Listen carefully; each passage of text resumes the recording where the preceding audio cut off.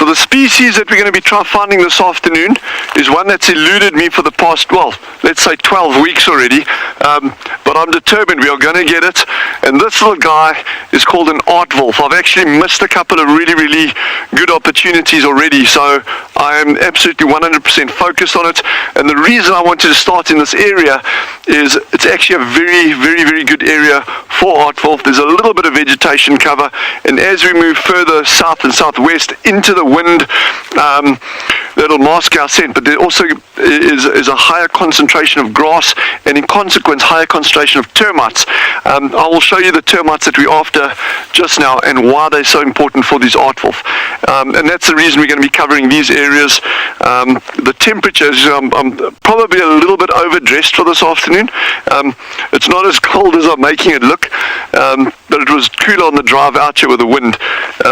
But let's see if we can get this Aardwolf. The temperature is going to be good, probably in about half an hour, 40 minutes time, and with the wind we'll be working into it, so I think we're going to give it our absolute best shot that we can for them this afternoon.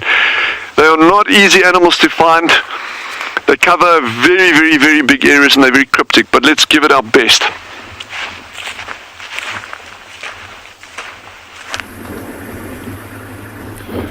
Good afternoon and welcome to andBeyond in Ngala. My name is Eric and behind camera is Gert. We are this afternoon heading towards an area where we had a male leopard this morning who had an impala carcass up the tree, and he was there last night. He gave us a lot of action yesterday. He was still there resting up this morning, and so we're going to go and check to see how he's doing and how much of the carcass he's got. It's been a very hot day today, so I'd imagine that he'll be resting up, maybe up in a tree trying to catch this beautiful breeze for the day, but I've got a good feeling that he's still going to be there. There's a good chance that he'll be there too, so I'm very happy and excited to show it to you. We thought we'd take a slightly longer way around, just so we could see if we could find anything like elephants or giraffe before we get there. No luck yet, and we'll take another 5 minutes or so to get to that leopard.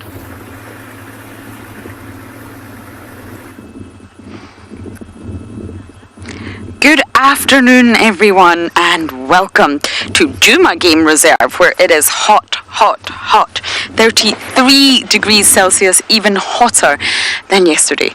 My name is Lauren. I have Theo on camera, and we're going to try and get Theo to go back to that lizard, and it's not going to be easy because it's very high up in this jackalberry, and I think it's the same one that we've been watching, but the head looks far bluer than it did yesterday, and this is a tree agama. It's the same individual, who, believe it or not, they're quite territorial. So I think every single time we come past this tree, it's absolutely worth checking for this individual. I don't quite know how Theo spotted it today. It blends in so well to the bark of this particular tree. And it's basking, because reptiles must bask. They're ectotherms, which means they get all of their energy requirements from the sun. They're solar powered. If they don't bask, then they won't have enough energy to conduct their daily activities, such as hunting, moving, seeking a mate, being territorial and marking your territory. It's not an easy business, being a tree agama. Many of you are saying, wow, I know, it's incredible. This is my third time spotting this individual, and I think it's worth actually always checking to see if we can possibly see mating one time. It would be great to see the males. They do look very different. Sexual dimorphism in this particular species, where the male and female are not alike. And believe it or not, tree agamas have a special device, if you like, on the top of their head. And it's called the pineal organ. That's the name of it. And it's supposed to react to environmental cues. For example, day length, or sunlight throughout the day, which then denotes day length. And it sends information to the brain about day length, temperatures, when to bask, when to not bask, how to react to everything that's going on around you. This special organ in the head does that, which I think is really fascinating. Kala, I don't believe the blue colour in the head changes in females. They're quite nondescript. They're not really as spectacular looking as the males. But I'm not sure if the males actually change from when they're sort of getting ready to be sexually active. I imagine they do. I imagine they undergo a process of change from being very similar looking to the females to then being brightly coloured when they're dominant and territorial. They look very similar to my old bearded dragon that I used to have. And they are quite fierce. They will battle for territory. So what a great start to the day. We're going to bumble to the next waterhole and see who's there. Good afternoon, mongooses. We've got our first mammal for the day.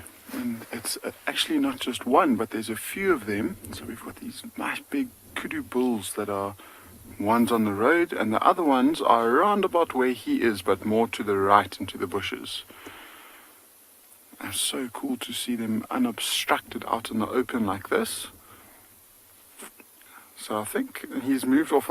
Sometimes kudus are very difficult to view because they are in such dense areas and they're quite nervous if we approach them. So he's at the distance where I'm feeling like he's far enough if we were to drive forward to see if we can see a few of his fellow kudu bulls, it might be fine. So I'm actually just going to start up the engine and just reposition slightly. And see, that one's horns were looking impressive, but they were probably only about halfway in length. So those horns will potentially double in the next 3 or 4 years or so.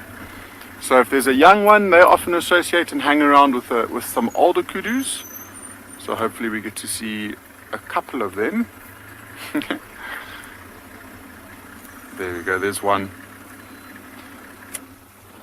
So that one seems like it's a little bit bigger and behaving more like a kudu does. So we get these fleeting glimpses as they walk into the dense bushes. And it's something that I've never quite understood. You know, these kudus they survive in habitats that are so dense. It must be super difficult maneuvering through the bushes with such long horns. And in fact, it will sometimes slow them down a lot, especially if they're getting chased by lions. You know, they won't be able to maneuver as quickly. So we are getting a couple of good views of them. So not as good as the one that we had originally, but at least they're just watching. And they're frozen for now, ears pointed forward.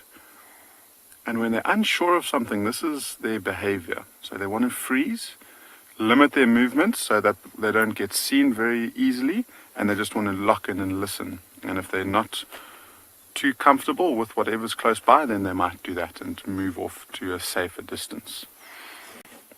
If these kudus were to see that leopard, they would feel like it was a threat and they would alarm call at it. And so that's something that we could listen out for a little bit later on as we go on. So that deep bark, it almost sounds like a dog barking. And they only call if they spot something. So it's usually something like a leopard or a lion. And so as we bumble towards it, we'll definitely be listening out for alarm calls from kudus and impalas and other things.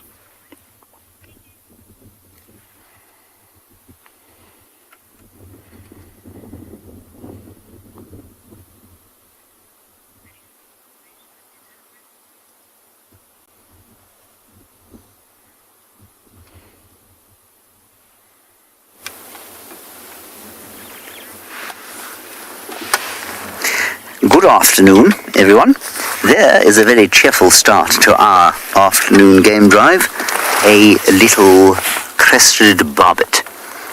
Now we are apparently in an advertisement break, so I will still say hello to you now, and then I'll probably have to say hello to you again if I am lucky enough to bring you out of the advertisement break.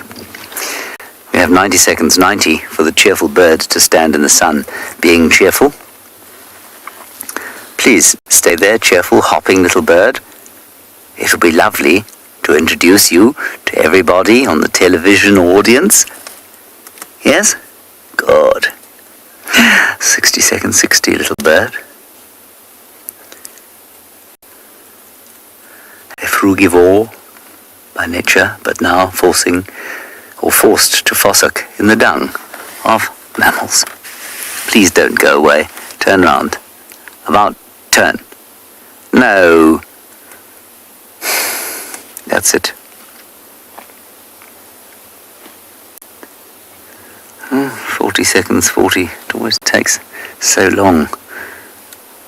Oh.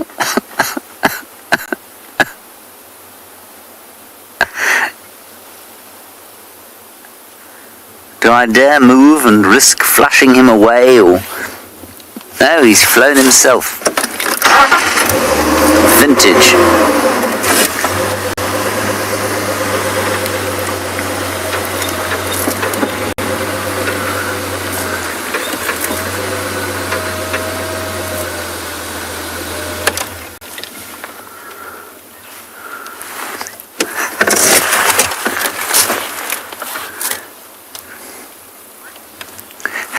We've been looking at a very nice little bird over here, but now he's chosen to fly away. Good afternoon to all of you. Oh, apparently he's back. My name is James Henry. On camera is BK. There's his thumb, and the bird is back. It is the crested barbet, possibly the most cheerful bird that we have out here. There he is. Wonderful. Just to the right, BK, you got him. His lovely colours of yellow and red and black and white. And many of you who live in the urban parts of South Africa will know this bird from your gardens and around your neighbourhoods, because he lives in a lot of urban areas in South Africa. Remember to send us any questions that you'd like to. Hashtag WildEarth on Twitter, otherwise kidsquestions@wildearth.tv. Let me just roll slightly back. We're going to get him, BK. Does that help? And I always used to, I still love this bird, but I always used to really appreciate them visiting when I lived in Johannesburg, where the air is not nearly so clean or pleasant sounding as it is over here. And that's because this little bird used to come and visit me in the mornings, not this particular one, but members of his species. And I'd put pawpaw out for them, and they'd come and eat the pawpaw and fight over it and make their lovely alarm call. And it always used to make me feel a little bit in touch with the bush while I was living in Johannesburg.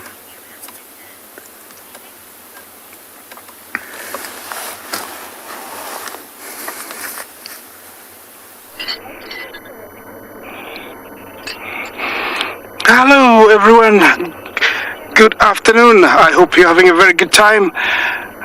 Welcome back to the Masai Mara. This is the beautiful Mara River. I am Isaac, same old one, and on camera is Big James, and we're back at the river. We have a queue of wildebeest that are approaching the river, so we're hoping, to share your first crossing of the season with you. Those are the guys, they're already queued up there, and I'm hoping in the next maybe half hour or so they will be coming down to cross. Usually that is the behavior they portray. They come and usually they look like nobody is gonna lead, but eventually once one gets tired, breaks out and heads towards the river. That is a nice size herd. I wouldn't say it's one of the biggest one, but it will be nice to see them come across. They are not very far from the river, but that's not the crossing. The crossing is far to the right. That is a victim of earlier this morning. Probably he fell from the cliff there and broke his neck or legs. The river claims quite a good number of wildebeest, more than the lions or the predators, and without the river the number would actually explode. So it is necessary for them to keep crisscrossing the river for the numbers to be maintained. That is the path they're going to follow behind those trees, and slowly they're going to come out into that opening there, walk down towards the river. You see that, and I'm sure there, if you look carefully, you will see some crocs. I don't know. Yeah, further down there is some crocs, and that's where they're going to be crossing. It looks very narrow, but the narrower it is, the deeper it is, and so the water is very, very heavy. So I'm gonna be sitting here waiting for them to cross. I hope you're gonna be patient with me because I don't know how long it's gonna take.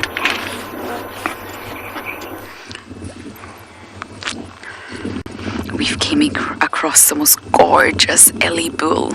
He's huge, and I think he's much older. I think he is what we classify a gentleman. Normally when elephant bulls get a little bit older, they're just more experienced. They know what's a threat, what's not a threat. They can also control their not that they can control their hormones, but they can control how they react to their hormones. So even when they're in a state of must, they're able to control it a lot better. They'll be very smelly. This one's not in must, thank goodness, but they'll be able to handle it. It doesn't make them angry or aggressive as it would do the younger bulls who don't know how to control themselves.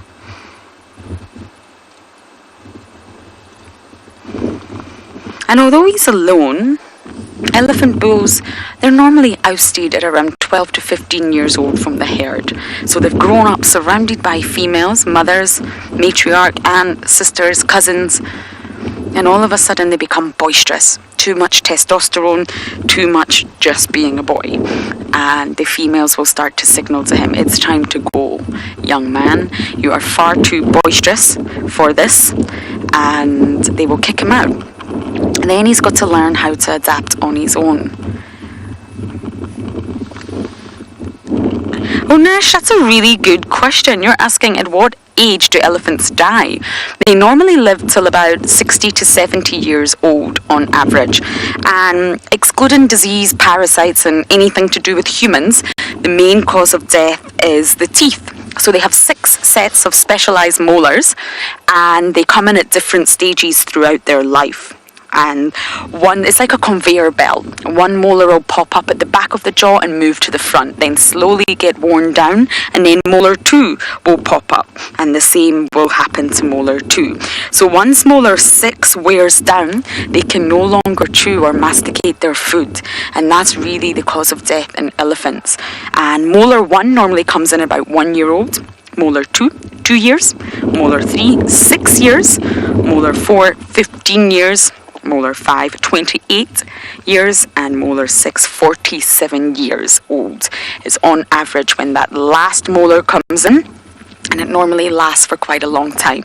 But once it's worn down, sadly, that's the end of the life for the elephant.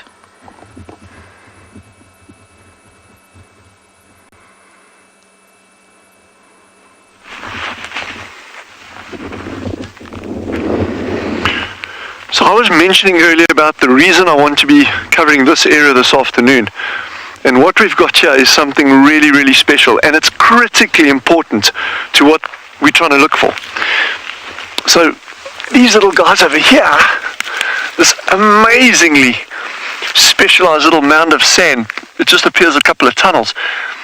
These are the tunnels of termites.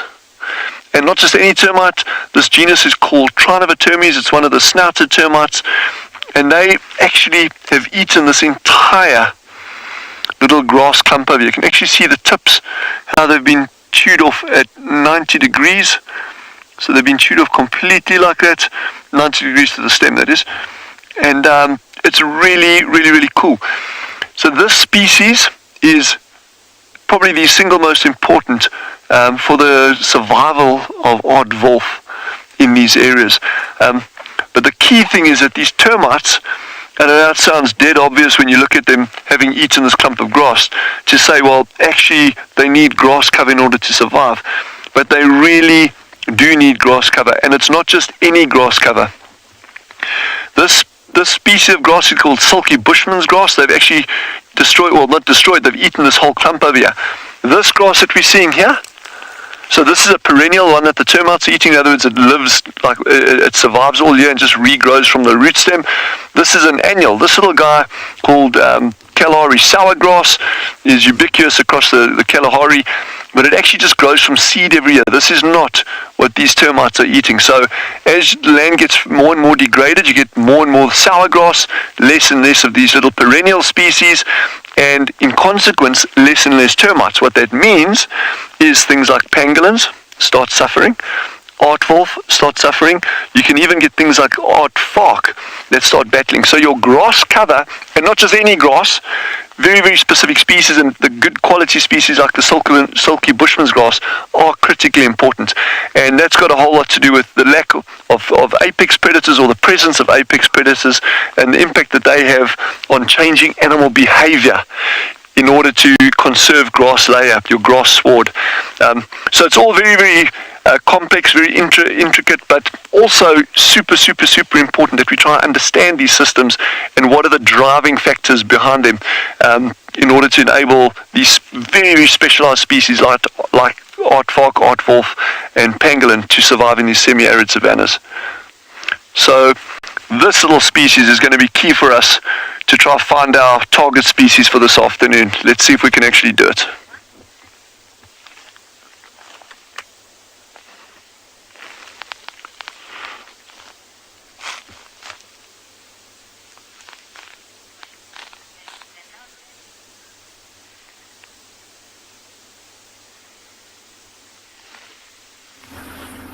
Okay.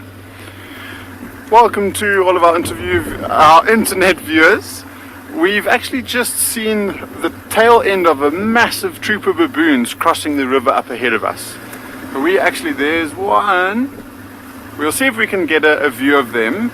They did seem to be on a mission. I was hoping that they would walk across the sunny spot of the river and come into this nice shady spot to rest in the shade for a bit.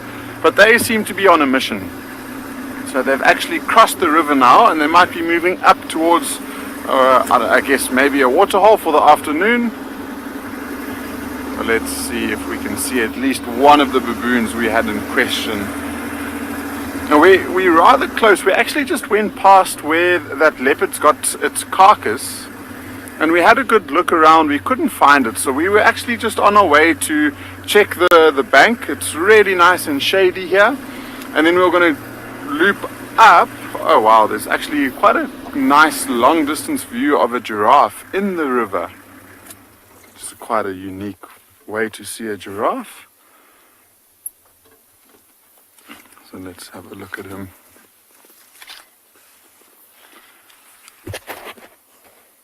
So there it is. Again, I guess a bit like that Kudu, how it's really nice just to see them unobstructed. Not half of the body behind a bush. It looks like a statue at the moment. Staring us down.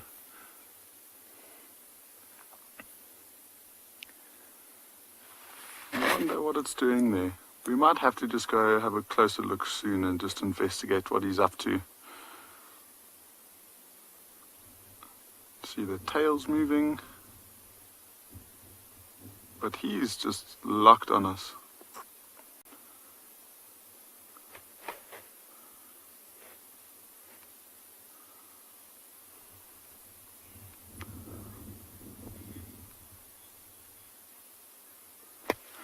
So we've just seen this giraffe. To all of the SABC viewers, welcome back. And it's a bit unusual because he's just staring down at us, and I think he's probably just seen the movement of the vehicle and just watching and just being more cautious than anything else. So we were actually in this area looking for a troop of baboons that we saw crossing the river, but they've gone up and over the bank. So we've lost view and we won't be able to see them. But because this giraffe is standing still, we might try and just reposition a bit and get a closer look. Just before we saw this giraffe, I was mentioning that we went past that area where that male leopard had that impala carcass in the tree, and the carcass is still there, but there's no sign of that leopard. And I think it's just so hot that he's probably resting up in as much shade as he possibly can. And so doing a slightly wider loop again and coming back within the next 15-20 minutes or so is a good idea. We'll probably sit at that carcass and not see too much, and it might be nice just to check if there's anything else around the area. Oh, this is actually, I can see two animals we don't see often. So there's a kudu and that giraffe. Yeah, so it is in a staring contest with me, and I think it is probably going to win. Giraffe are expert starers, especially when they've seen, say for instance, that leopard. They will sometimes watch it for hours on end. So I'm just going to quickly turn the vehicle, and we've got a kudu and a giraffe, like I was saying. So it's actually really cool to see the two of them together, and both out in the open. So this would be a different kudu to the group that we saw earlier. So Rosalind, in terms of weight, a big kudu bull can weigh around about 250 kilograms or so. And at the shoulder, it stands roughly about 1.5 meters. So that is, what is that in feet? I think that's about 7 or 8 feet. Something like that. You know, in my mind, these two are probably some of the prettiest looking animals, not only antelopes, but animals that we find within this area. Especially that Kruger, that's that kudu with the really big ears, and that giraffe with the long neck and funny patterns.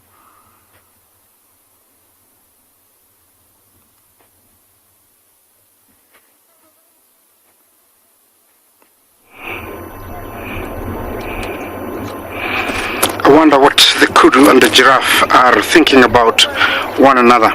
Welcome back to the beautiful Masai Mara. I have a ton of Nile crocodiles.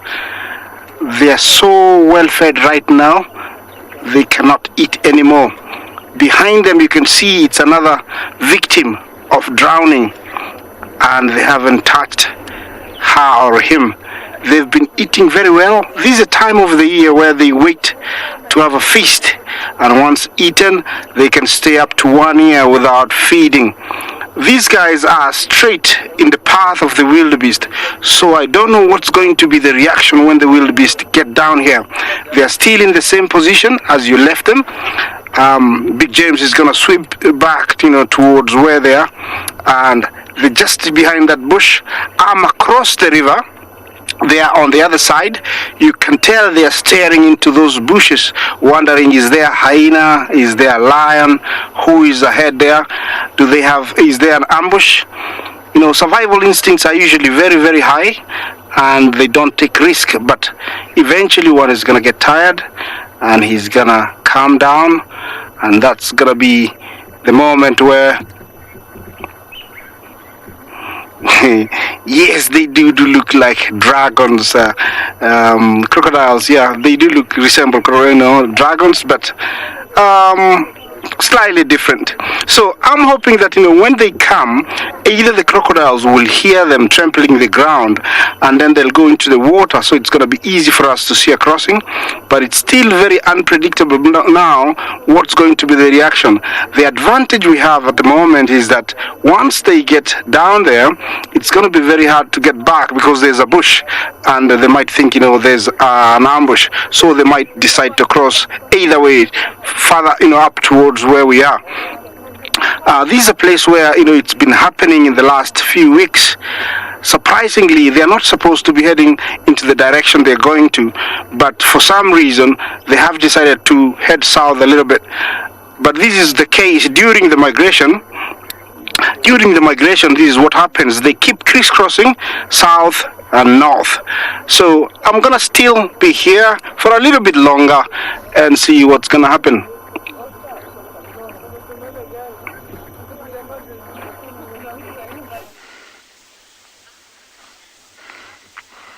So going from a wildebeest migration across a massive river in the Mara, here is a grasshopper. But look how awesome and beautiful this grasshopper is. So this little guy is actually, we've just been watching him feeding, walking along the sand, and he's feeding on little bits of detritus and dried vegetation over there. But this little guy is remarkable for his ability to actually hide in the sand. He'll actually bury himself just under the surface of the sand to escape detection. He barely even needs that. I mean, look how incredibly well camouflaged he is, with the russet color of the sand, the beige color of the grass, the darker bits in between. I mean, that is about as good a patch of camouflage as you can ever hope to get. But I was just admiring this little patch over here, and I was half considering just doing like a full 3 hours on like 20 by 20 centimeters, because you got that stunning, but you could literally do 3 hours on this tiny little patcher, and maybe we'll do that one day just for giggles. But I mean, you got the grasshopper, then you got these grass seeds. That's 2 species. You've got gemsbok droppings, you've got kudu droppings, you've got a dead animal here, there's ants walking around over here, there's camel thorn seeds. The diversity just on such a small patch of apparently bare ground is pretty phenomenal.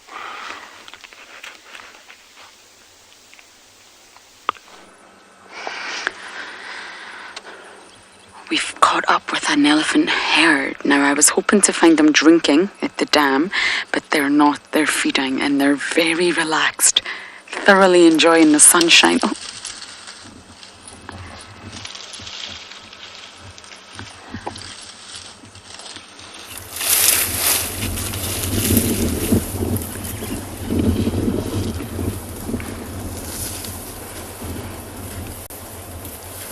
They're so relaxed. The winter diet's really not been too harsh for them here. And although they're in a herd and they're spaced out, it's actually difficult to see them all. They'll always be communicating, always. And they can actually communicate through seismic communication. And what that means is that they have really special receptors called Pacinian corpuscles, or you can call them PCs. And I think PCs is a lot easier. Humans actually have them too, but they have a real cluster of them. Anyone mobile? Oh, sorry. On their feet, and this is sort of sends messages to the brain, so they're actually able.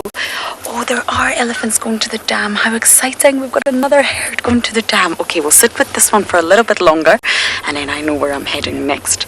So they can communicate through sounds that vibrate across the ground, and they're picked up on their feet. So sometimes when you see an elephant standing on its 3 legs with 1 leg raised off the ground, they're trying to triangulate the vibrations. They're trying to understand what the other elephant is saying to them. Isn't that fantastic? Way beyond human comprehension. Oh, and now this individual decides to hide behind a tree. Oh, there's a youngster.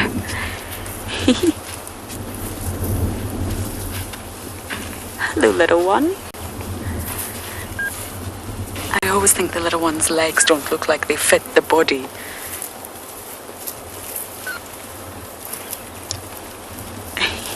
He's still learning to use his trunk with all those muscles.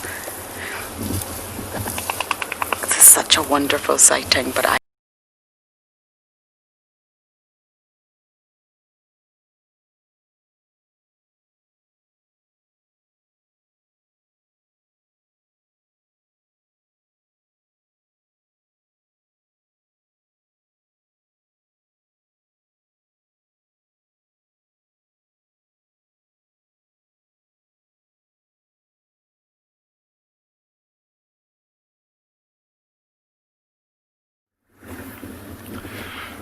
So we've just decided to check the bank where that's the carcass is.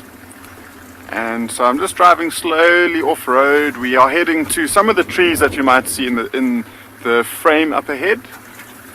And it's nice just to check nice and slowly here. Before we got to the carcass, when we came to check it originally, we actually saw a hyena that was walking straight up in this direction. So it's worth us just making sure that that hyena wasn't following the scent of that leopard. But we are very, very close now. So I'm going to swing in and we'll see if we might not be able to see the actual carcass from this side of the bank, but we could see that leopard resting up somewhere. So bear with me as I just position myself in.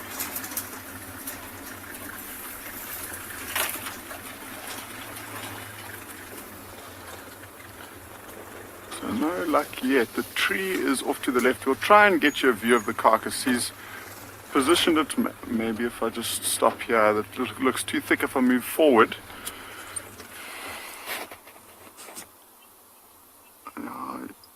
I mean, we can see just one of the legs sticking out.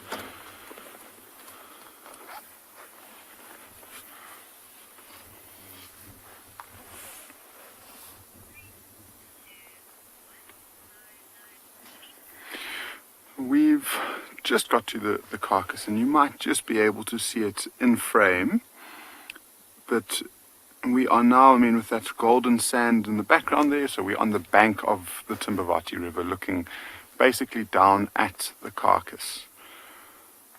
And so far, no sign of the male leopard who put the carcass up there,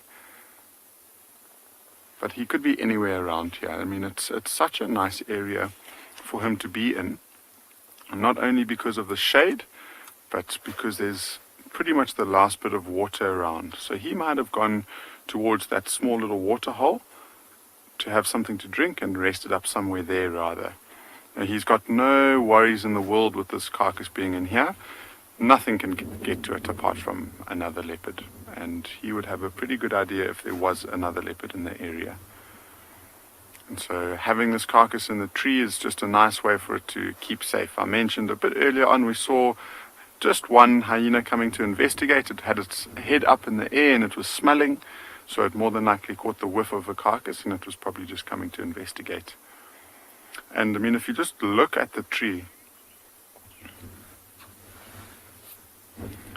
So Andrea, I've been a guide for all of 5 years now, around about 5 years. I started off in a reserve called andBeyond Phinda, which you've probably seen already today, and I was there for just under 3 years, and I have been here on Ngala for just under 2.5 years now. So I suppose coming up to 6 years at the end of the year.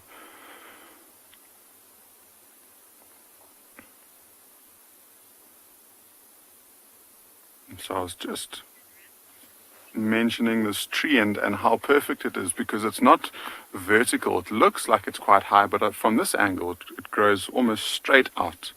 Makes it a lot easier to take a carcass up there.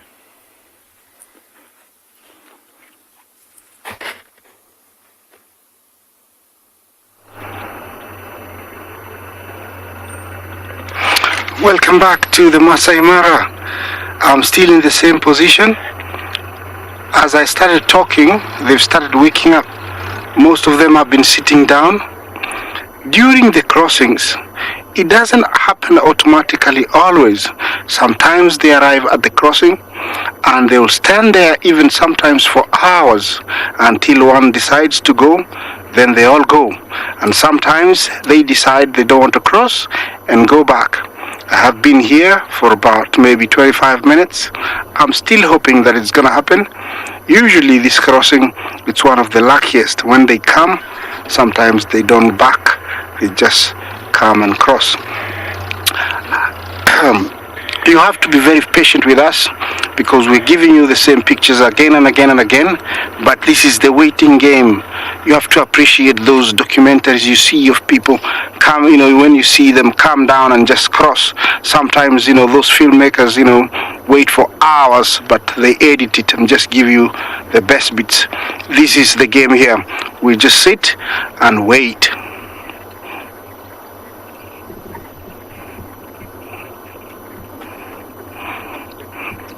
Kona, thank you for your question.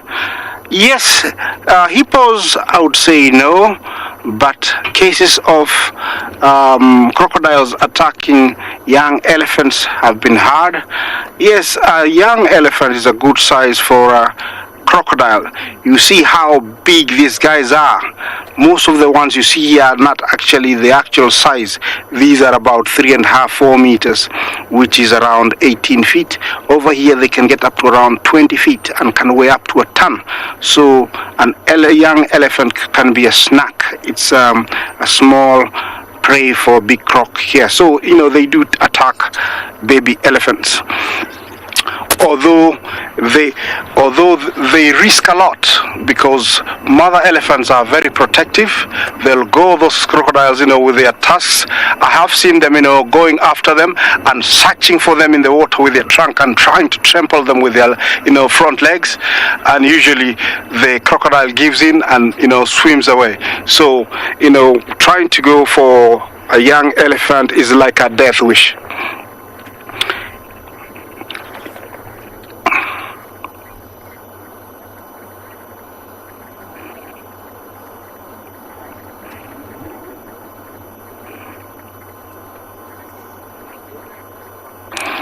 Lion man,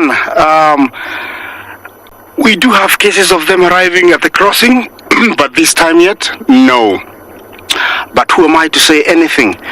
Later on, I'll ask James to, sweep around and show you the kind of grass that is surrounding the crossing. I can never say 100% that I'm sure there is no lion here.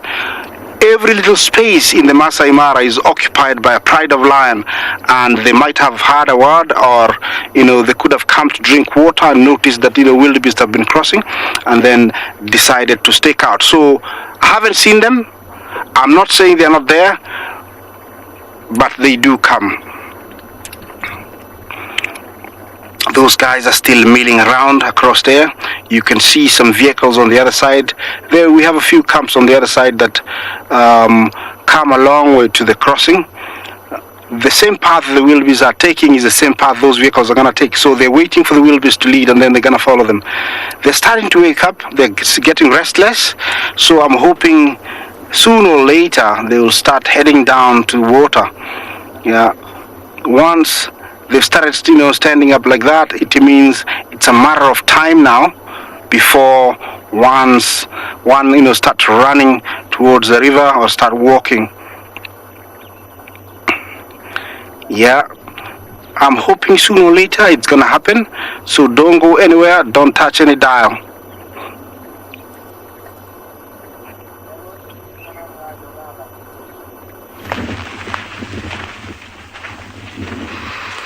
So what I'm looking at over here is quite interesting. And people are going to think I'm nuts, because I've just been telling everyone how important these little termites are for finding Aardwolf, and they are absolutely critical. And there's little patches of termites around almost every grass clump that I'm seeing over here. The problem comes in is, as you get more and more either felt degradation, and that could be from years of lack of rainfall, it could be from years of overgrazing, it could be from lack of apex predators in a particular area. What happens is your impact on your vegetation increases, and so that, in other words, your vegetation, I'm talking about specifically your grass cover, gets less and less and less. Your termites don't just automatically decide, okay, well, there's less grass, so there'll be less of us. They will eat whatever they can find, as much as they can. The problem comes in is this, and there's some really fun studies that have been done on it. The predators, apart from your larger mammals on these termites, are other invertebrates, particularly things like scorpions, spiders, praying mantises, these kind of things. The problem is most of these little animals are ambush predators. Okay, spiders being notable, and things like praying mantises also very, very important. As the vegetation cover recedes and you get less and less grass cover, there's less cover and places for these little predators to actually hide and actually catch things like termites. And these termites can produce tens of thousands, hundreds of thousands of alates in a season per termite mound. So what can happen is as your vegetation gets less and less dense, your predator, your invertebrate predator number can drop, your termite numbers can pick up, and they will start actually having an even larger and larger and larger impact on your felt condition, and they can actually just flatten what grass remains. So the key thing here is apex predators need to be present in a system. There's no question about that, and there are innumerable studies to prove that. Very, very solid evidence for that. Your rainfall, and you can't change that, but then also your game density needs to be low enough. But your apex predators are one of the key things in terms of keeping ecosystems intact and healthy. But we can chat more about this as we go. But anyway, so that's just a little anecdote about termites and environment and Aardwolf and how it kind of all links. So although you've got lions and leopards running around that can kill Aardwolf sometimes, they are actually very important for maintaining systems in a condition that enables these specialist little animals to actually persist and survive. So when you look at these landscapes, just spare a thought. It's not nearly as simple as it looks at the outset, and it's not just rainfall driven and rainfall dependent, although that is a very, very crucial factor surrounding these semi-arid and arid savanna ecosystems. But let's continue and see if we can get that Aardwolf for you.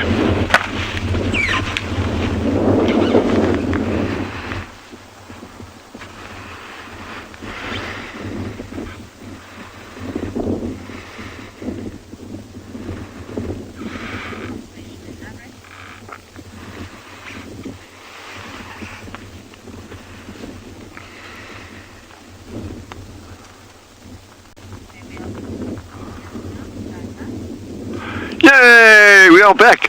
Welcome back, everyone. You probably haven't even been away. I don't know, welcome back.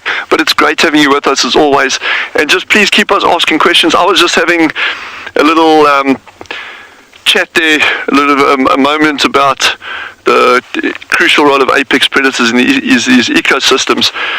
But we'll chat more about that as we're moving along, and hopefully we'll find you an Aardwolf.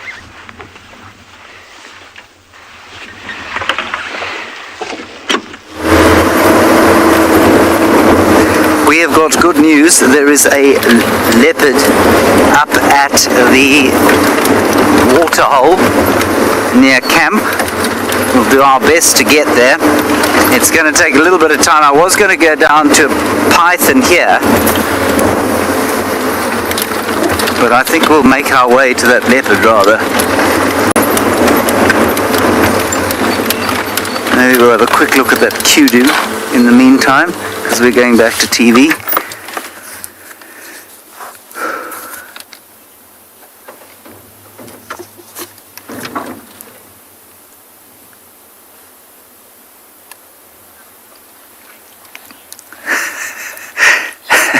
There's another one there.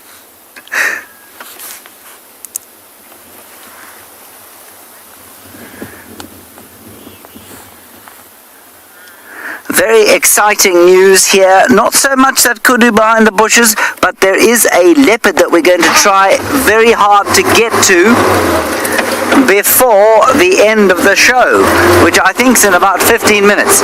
So we can drive very fast up towards the north, and with any luck we'll be able to show you a leopard. It will be very exciting. And it's a hot day. I think she's just hanging around the waterhole there. So we'll quickly to see if we can get there on time. That was a kudu that we were looking at there. All very calm, enjoying the coolth of the shade there on a hot afternoon.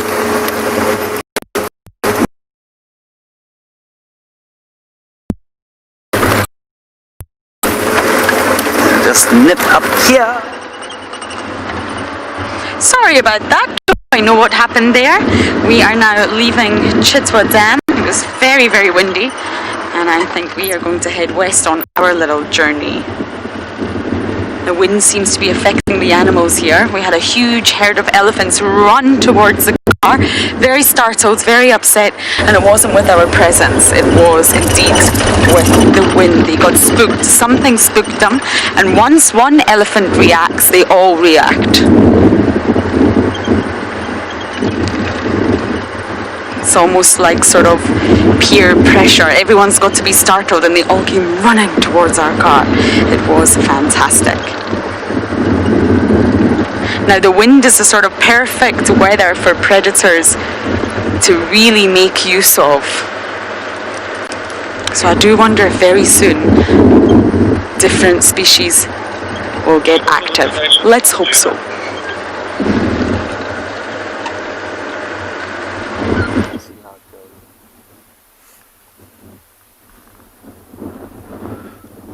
Hello everybody and welcome to andBeyond Phinda Private Game Reserve. We've managed to find 2 male cheetahs. As you see, sort of hunkering down at the moment, not because of the wind, but because you'll see quite a large herd of impala, which is quite exciting. I don't think the impala have an idea that they're there, because a little bit further left of the impala are a small herd of zebra who are all quite fixed on these cheetah. But it's a bit of a standoff here.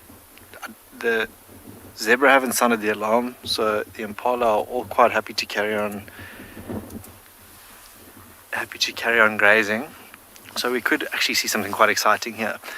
I think those slowly but surely edging their way forward to as you can see, are, I think, ready for a bit of action on it. The wind is in their favor, so I'm going to stick around here and see what happens.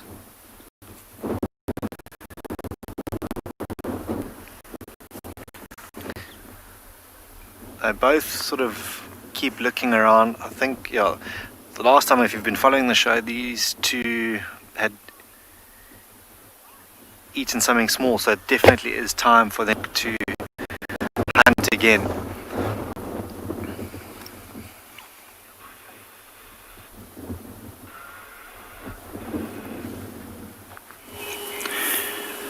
Well, we definitely have something just a little bit bigger.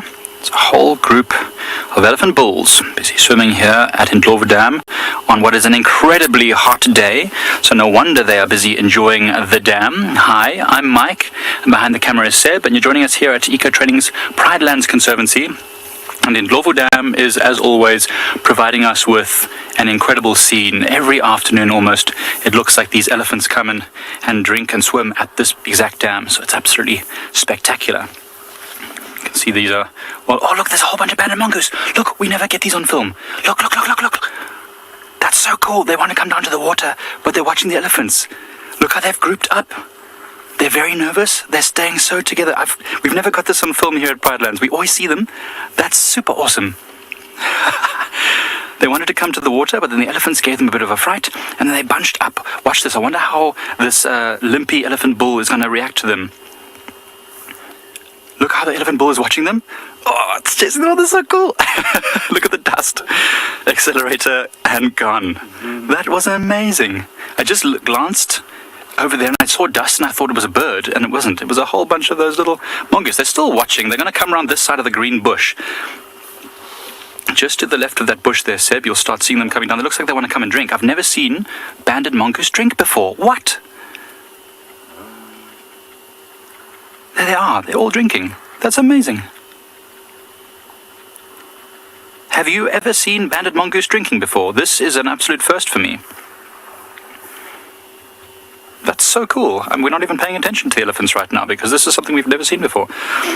So, banded mongoose are incredibly good at defending themselves, and they've seen that elephant bull right off. He's actually rushing away from them right now. He wants none of it. In fact, all the elephants are off. I wonder what's happened there.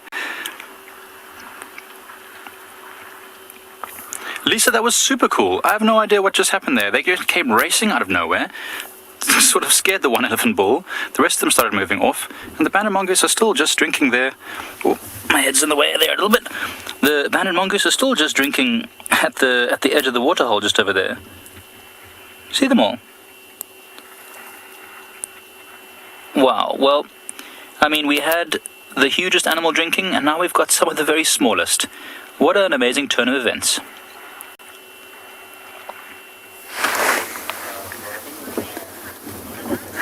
Look, we've got a female leopard here,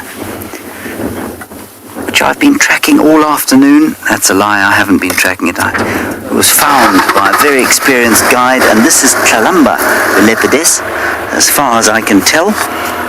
One of our very favourite leopard cats. Beautiful animal. And we've known her since almost the day she was born. Isn't she pretty? Hi.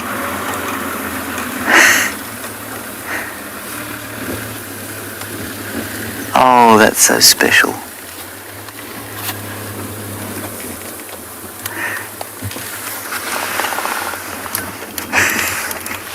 We'll just wait for her to walk behind us. There we go. I'm just going to go round here and then we'll get another view.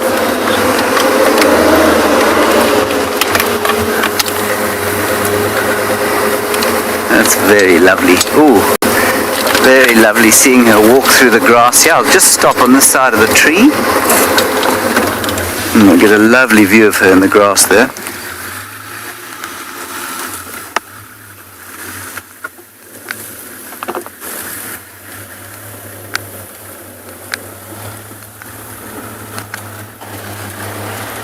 Isn't that pretty?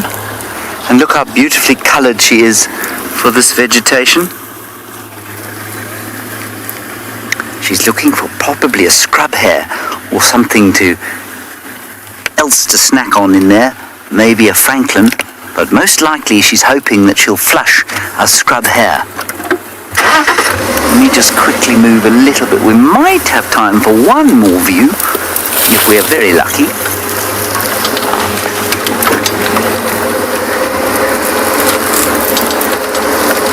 Oh, we've got 20 seconds left.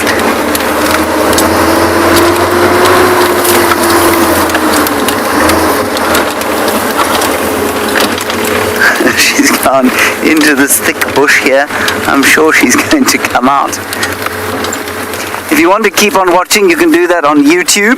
Otherwise, thank you for joining us. We'll see you tomorrow, same time, same place.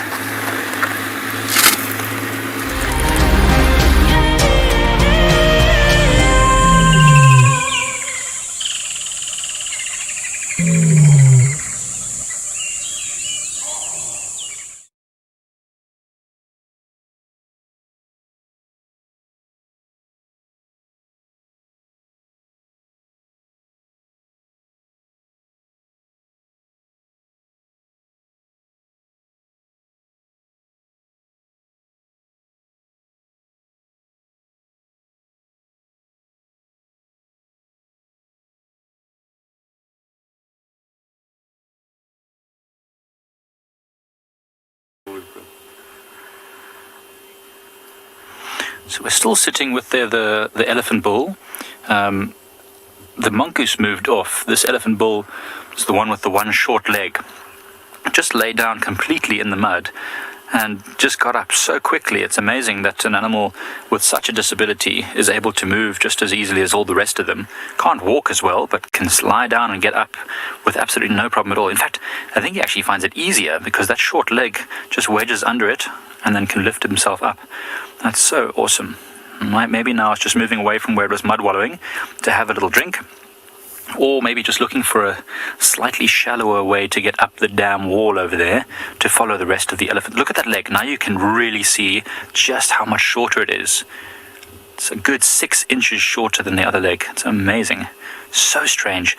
But yeah, I think it's going to follow the rest of those elephant bulls now. They went and dust bathed just behind where he is, but it might actually come all the way this side of the dam to get around where it's a little bit shallower and not so difficult to climb up. I'm hoping that he'll dust bathe because it's really, really cool. It's quite a strong wind, and with the backlight it will look really spectacular. It's so awesome to see the elephants on this hot day coming to the water. I think we're going to spend most of our drive by the water. Minamu I 100% think that elephants recognize human voices. Around the camps, this particular elephant and a few others come regularly to our camp, and I'm almost certain that they feel quite comfortable when they hear our voices and the sounds of the cars, because they are very relaxed around the camp, whereas I've seen them when other types of vehicles drive past them, and they get very, very alert and anxious. So they certainly can recognize it. I think they're one of the most intelligent of all animals. So just like your pets at home, they learn to recognize your voices and your commands. So elephants don't recognize our commands. I mean, we're not teaching them or anything, but they certainly recognize us as individuals, the instructors and students around the camps. So they're able to know, when we're talking to them, and we change the inflection and the tone of our voice, which helps them to know we want them to either whoa, back away. They've actually been pulling down our tents quite frequently. So we are trying to train them not to damage our tents, but yeah, I think they do, Minimo. I think they do.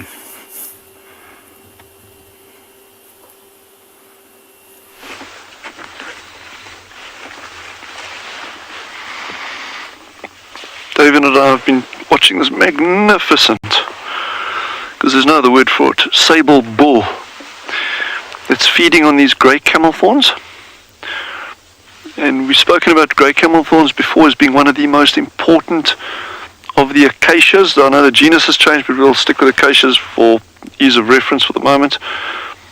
But it's one of the most important species out here in terms of browsers, providing really, really, really high quality forage right through the dry season. And this sable is certainly taking advantage of that. When they've got the seed pods on, they'll actually target the seed pods, because the seed pods are highly nutritious, very, very high in protein as well, with the actual seeds inside them. But when they eat seed pods, and that's the thing, is like you see a giraffe eating a seed pod, or an elephant, or a sable, or buffalo, things like that. They obviously grind them up. They've got these super good molars, super strong jaws that can sort of move sideways, so they can really grind stuff finely. But these seed pods have got multiple seeds inside them. So that sable goes and gobbles up a pile of seed pods, but maybe each seed pod has got 10, 11, 12 seeds inside it. So it goes through 80% of the actual seeds, damages them. The rest of them pass through his gut, and they get deposited with this beautiful pile of manure in a landscape that is actually pretty nutrient poor. So it goes from kind of being disadvantaged at first, going through the whole molar and gut system, to actually being deposited in this beautiful manure. So it's quite important that they actually do get to these seed pods. And we've actually got a tree here called the candle pot acacia, if I see a good example. We have looked at them earlier in the past. They actually stick these seed pods vertically in the air, and that actually invites animals to come grab the seed pod and try to save the branches from being broken. So all of these things have got really cool strategies out here. Anyway, back to the sable. So this species is actually would have been on the very, very edge of its range at best in these areas. Nunu says this is her favorite antelope. They are absolutely magnificent animals. But I was just mentioning that swallows actually really, even historically, would have been on the absolute fringe of this species distribution. They typically like the wet areas, what we call the more mesic savannas, whereas this is semi-arid. So yeah, they don't do particularly well there, but this is a beautiful bull.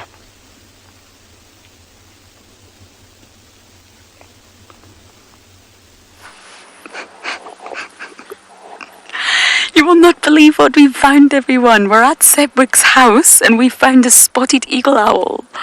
This is the first time I have seen a spotted eagle owl in so long. It's not the best views, I'm afraid, but I think it's probably the best that Theo and I can give you. How exciting. Now, I am by no means saying that this is Sebwick, everyone, but it could be one of his parents, because they are, in fact, very territorial. How exciting! If any of you don't know who Sebwick is, he is a spotted, well, he or she actually is a spotted eagle owl that we found as a chick And all of us here at Djuma watched it grow up, and it was just the most fantastic experience for all of us. And you can see this one is swiveling its head around, and owls are famous for that. If you think of the neck rotation of a human, if you're all watching, turn your head now to the left. You really can't, Theo's also doing it. You really can't get past your shoulder. And that's only 90 degrees. And then swing it to the right. You really can't get past your shoulder. And if you can, please go see a doctor. So that's 180 in total that a human has. We are really not that flexible with our necks. We're bipedal primate. And owls are completely different. That's why they're able to do this. Their necks are designed to actually turn 270 degrees. Can you believe that? Can't quite do that calculation, but it's almost 100 more than humans. So they can't do a full 360, but 270 degrees, and it allows them to see what's coming behind them. Now, for us, if we were to try and do that, it would cut off the blood supply. The contortion of the neck would completely just cut off the blood supply, which obviously could be fatal. But owls have 2 arteries rather than 1, and that's how they're able to survive such contortion. This has made my day. I may sit here for a little while longer and enjoy it.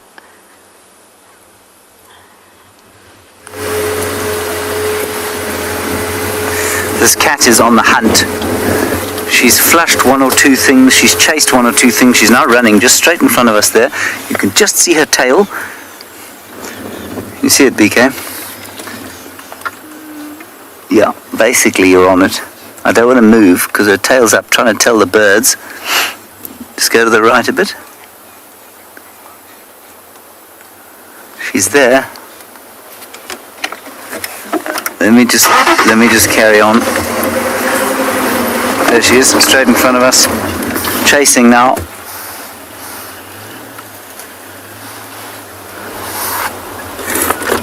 Okay, we're going to move.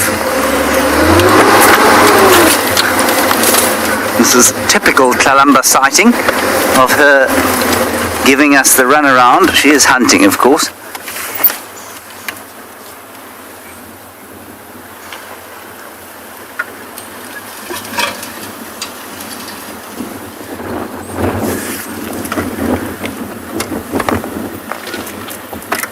Let me carry on. I don't know what went running through here. There were some impala, but they seem to have disappeared. And I think there may have been a duiker or possibly a scrub hare in here.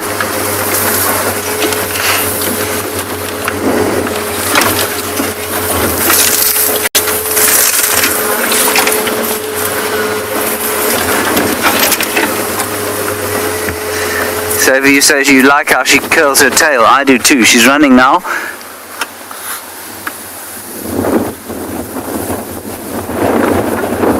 I'm glad I'm not being focused on by that.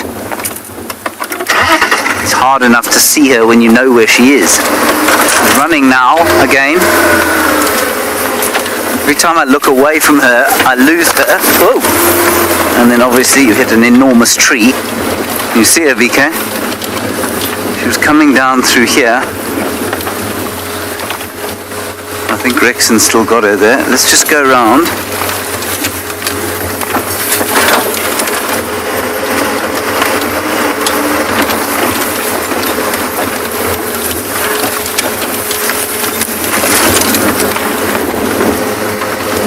Coming straight towards where we are now.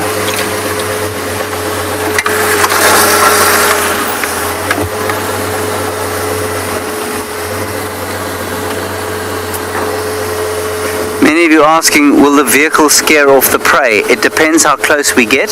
So if we see what she's actually stalking, we'd definitely slow down and probably stop. Can you see her? They can see her there. She's what? 5 o'clock? Oh, 5 o'clock.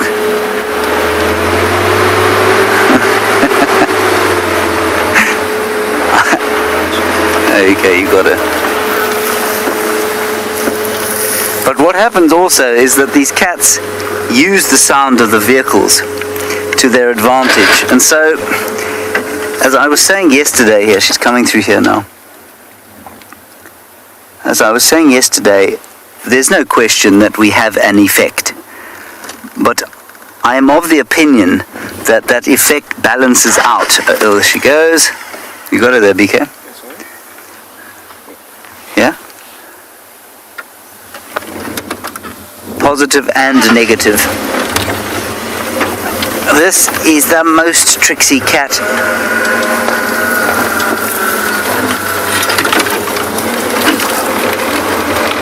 There she is.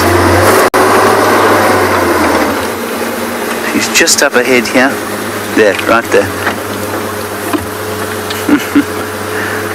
Every time I say there, right there, she moves. And BK can't get the camera on her. Try it in there. Did you see her? Well done. I'm going the other way. Literally, almost impossible. Take note of the gorgeous colours of copper from the tree and the gold on the cat. Oh, what a cat this is.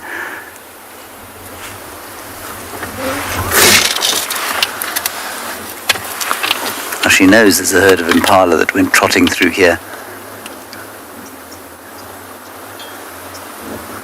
And this wind is going to act to her advantage.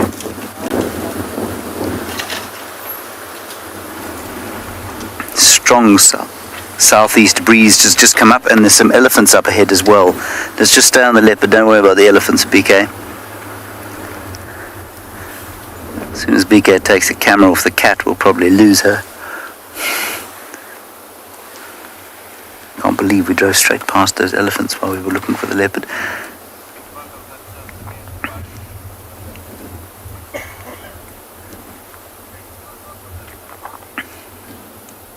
Let's just listen carefully.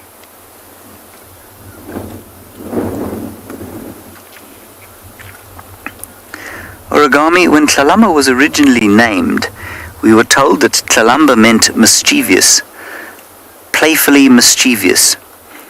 But when one goes to somebody outside of the reserve and says, "What does Tlalamba mean?" they stare at you blankly, as if to say, "What are you talking about?" So, as far as we're concerned, it means playfully mischievous, which is a beautiful name for her.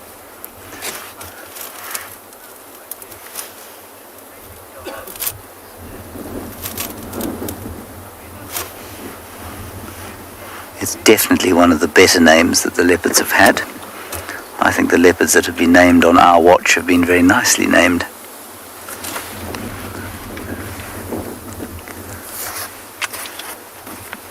Station on Twin Dams at Vulture's Nest Road, at least at Wahlberg's Eagle's Nest.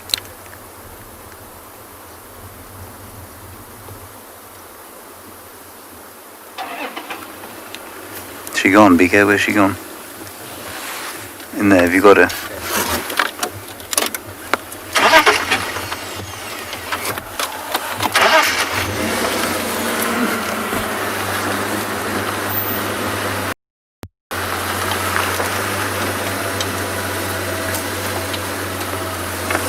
Alright, she's heading down into the riverbed.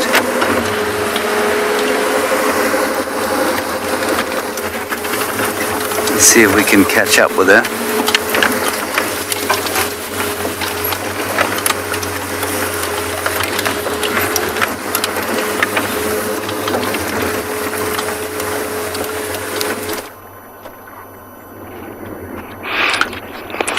Hola, hello, welcome back to the Mara. We're still here at the most beautiful Masai Mara on the banks of the Mara River. It's me again, Isaac Rotich, and on camera it's Big James. We are still waiting for that big herd of wildebeest that was across the other side to come across. I don't know how much longer we have, but we are waiting here. Hopefully they will come across. Remember, this is the migration season, and during the migration time, these wildebeest crisscross the Mara River for some reason unknown to us. Sometimes we think it's the grass, it's greener on the other side, and sometimes we think they just want to head back to the Serengeti. no good apparent reason, to be crossing, but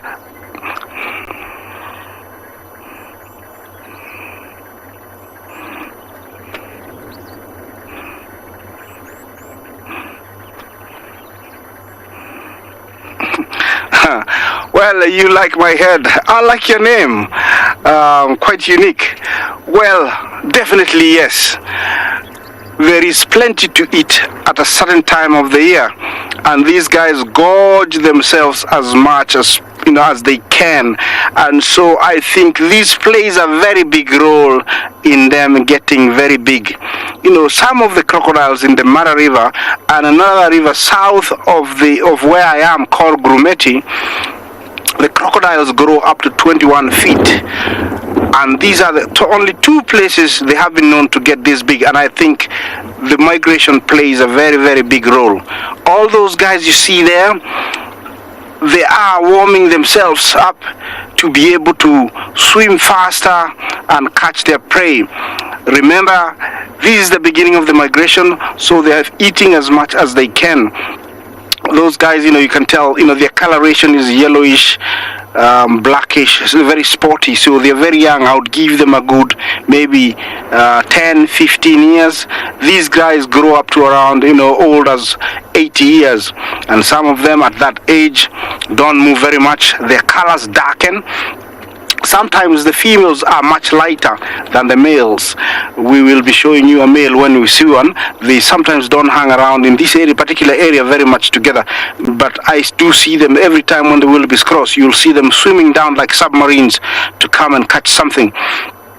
In case you are not with me earlier on, I didn't mention that there is a dead wildebeest down there, and this is the case, with the river. It does take a few, and when the crocodiles have eaten, their fill, they don't, bother with these dead ones. They will always go for live ones. You see, like that one, it is not open, it is not rotten, so it must have died this morning. And where it is, it either would have jumped, broke its legs or neck, or maybe one of the big crocodiles killed downstream and swam up. They are so strong they can swim upstream with ease. Hopefully, what I'm talking about, I can be able to show you. If we zoom back to our wildebeest, let's have a look what they're doing. James, let's have a look what they're doing. Looks like it's the same old story, wondering who's gonna start. They all stopped there. What you see there is a bunch. To the left there's quite more, and I'm hoping they stretch quite a long way out there, but I can't see much further than there, so I can't tell how many there are until they come down. I'll still be here. I think this is going to be my position for a little bit, so be patient. Hopefully we get to see a crossing.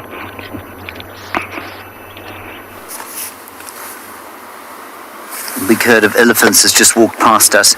We've had to leave Kalamba, I'm afraid, because she is hunting and there are other vehicles trying to get into the We've got a beautiful herd of elephants here heading towards, I think, a drink.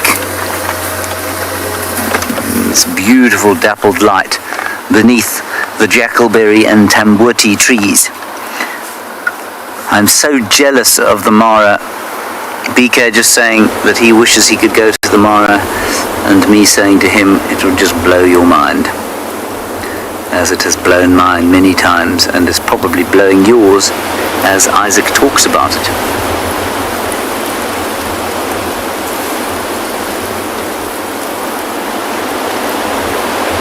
You can see how wary they are with the wind blowing like it is.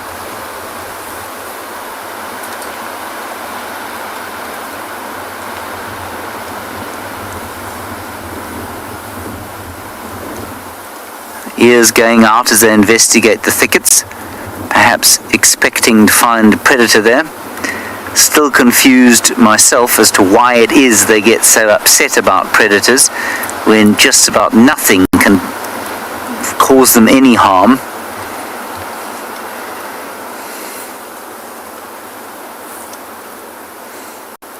And with any luck, we should have them drinking very soon.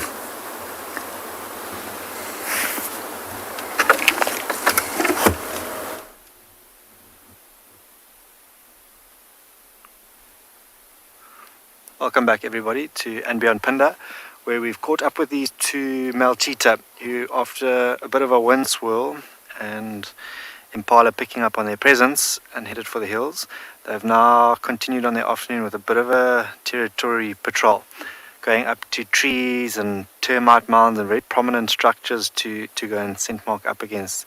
Taking a bit of a breather now. You'll see coming up, they're going to be walking to a very prominent termite mound. I wouldn't be surprised if they go and spray a little bit of urine on these two brothers this afternoon as they make their way through this open area. It is still very windy, so not much will be out in the open in terms of prey for them. So it's just good for them to go back. If it does rain, you can imagine that rain will wash away all their scent marks. We're coming up to rainy season, so they'll have to go back to their sort of boundary posts and scent mark quite regularly then. But have a look how they'll sniff first and then maybe turn around to lift those tails and scent mark up on prominent spots. The other one taking a little bit of shelter from the wind on the right hand side of the termite mound. But the brother in picture having a good old sniff, and it could very well have been maybe a female who's walked past here previously, or maybe another coalition of males that he's just trying to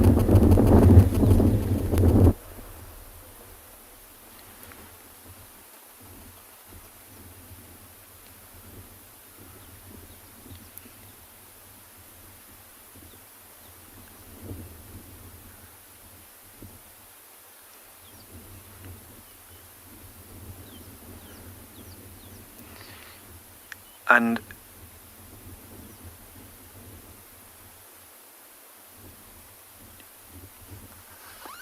a lot of people are asking if the front right leg is injured. It is. It has got a little bit of a limp or an injury there, and it might have been a couple of days ago when Damon was following these two. They had just caught a young Ngala.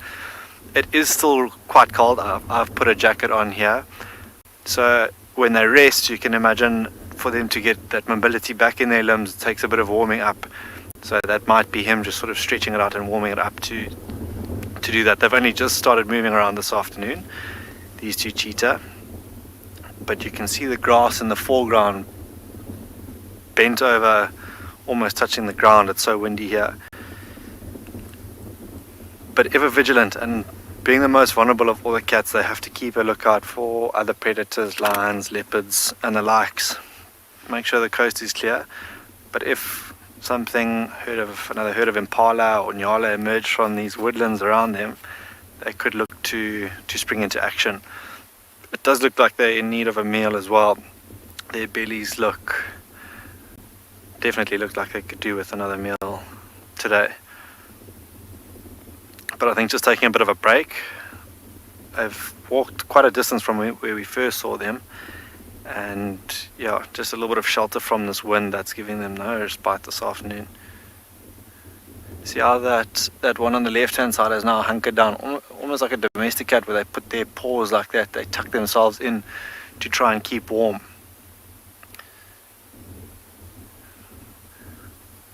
But as they are very well concealed now, it's just sort of the white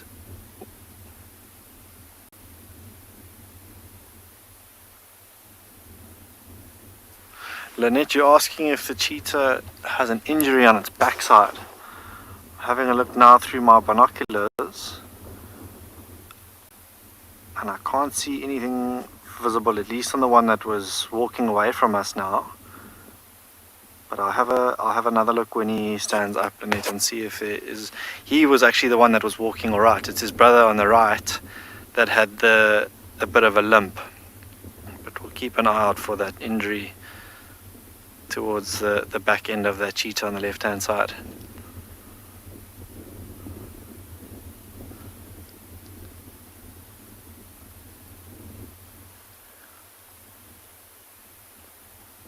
Amazing how they're always sort of working overtime, their senses.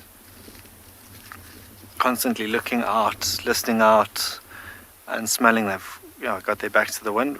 I'm going to stick around here and hopefully we're in for a little bit of luck this afternoon.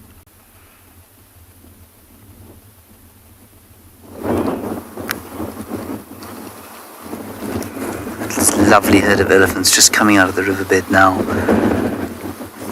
We're not blocking their way, but they've decided to just give us a little indication that we're close enough and that they would like to go to the water unimpeded. And so we shall acquiesce to their request.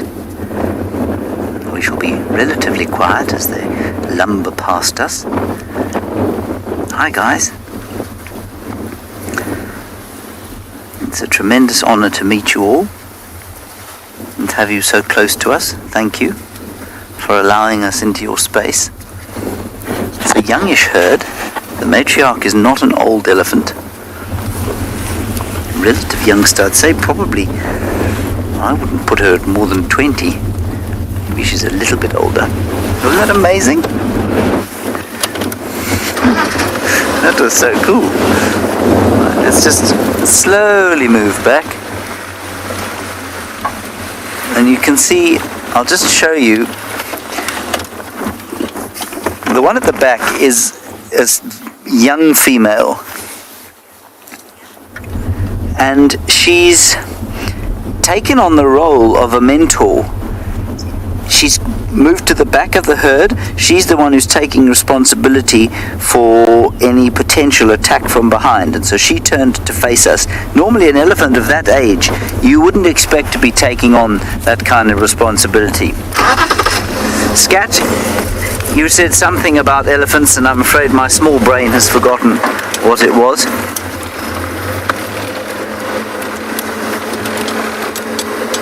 You're so in love with them. Yeah, no, I mean, you just can't help it, can you? Okay, they're going down to the water now. We'll get a nice view of them. They're starting to move faster and faster as they get closer. With excitement, the thought of slaking their thirst. I too am excited, seeing them slake their thirst. And maybe they'll even have a swim. There we go.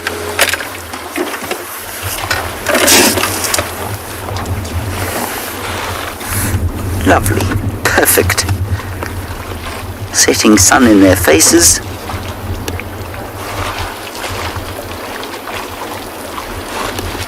Our backs to the wind, and so you can hear them drinking and splashing.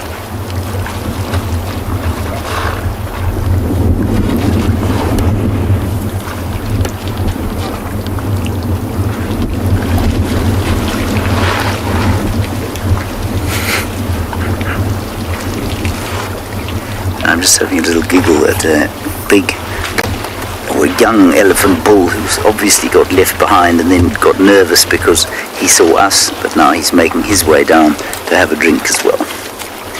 Not before he's shown us that he thinks he's very big and strong. There he is, and also showing the rest of the herd that he's very independent and he doesn't need to stand right next to them because he's so big and so old. Like the first time a human child orders for himself or decides to fix a meal for himself in the fridge or cook something.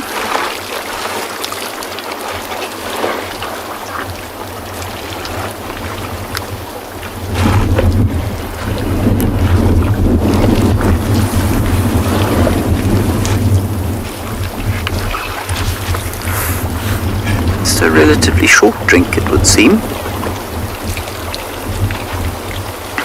I've often seen elephants drink here and then move on to a cleaner waterhole close by. A bit of talk going on.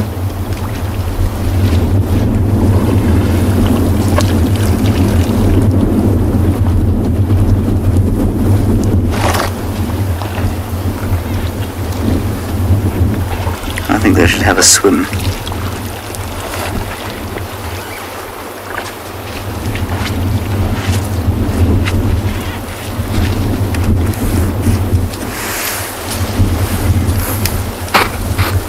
There are independent young friends still pretending that he's independent.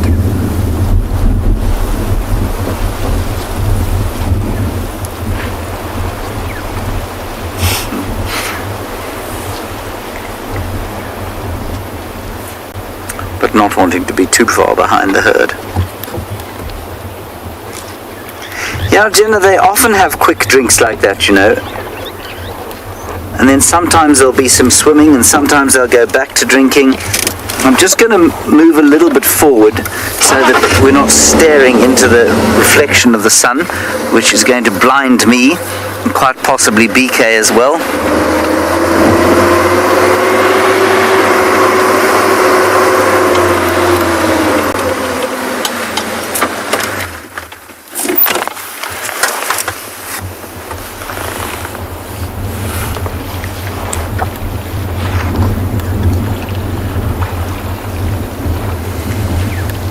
There we go.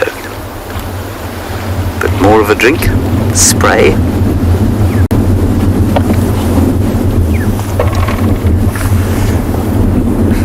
Look at the young bull there, BK, trying not to fall off the bank.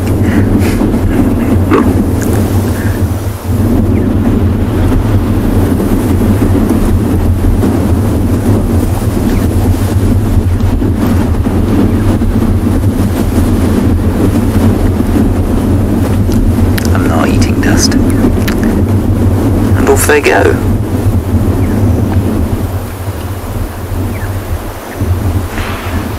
I think given that they were slightly nervous of us, I'm not going to follow them from here. We're going to leave them and thank them for a lovely sighting.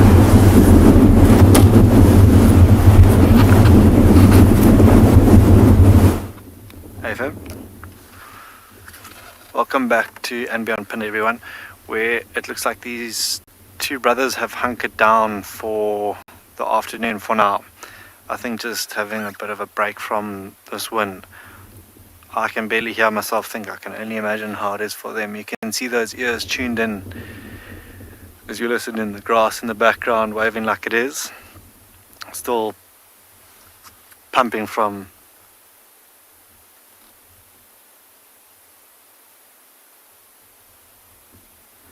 Helen, you're asking if the cheetah's ears are flattened because of the wind. They are at the moment, yes. You can see the way he's facing the same direction as the wind. So he'd be able to, and the way his ears are facing, he'd be able to hear anything if it's coming from behind him, be it impala or Ngala, maybe a meal or a threat. And facing forward, he can actually see what's coming from in front of him. And he can obviously smell from the wind what's coming from behind him. So yes, his ears are pricked back for a reason. We're actually quite lucky that particular brother is lying out in the open. If we pan a little bit further back, it would be interesting to see if you could find where the other brother's lying to the right of the picture. We can only just make out his legs lying in the long grass there as we zoom in, and then a bit of his head is sticking up out through those stumps that you see. See there you go, there's a little bit of movement. I think he's caught wind of what we've said and now he's showing us where he is.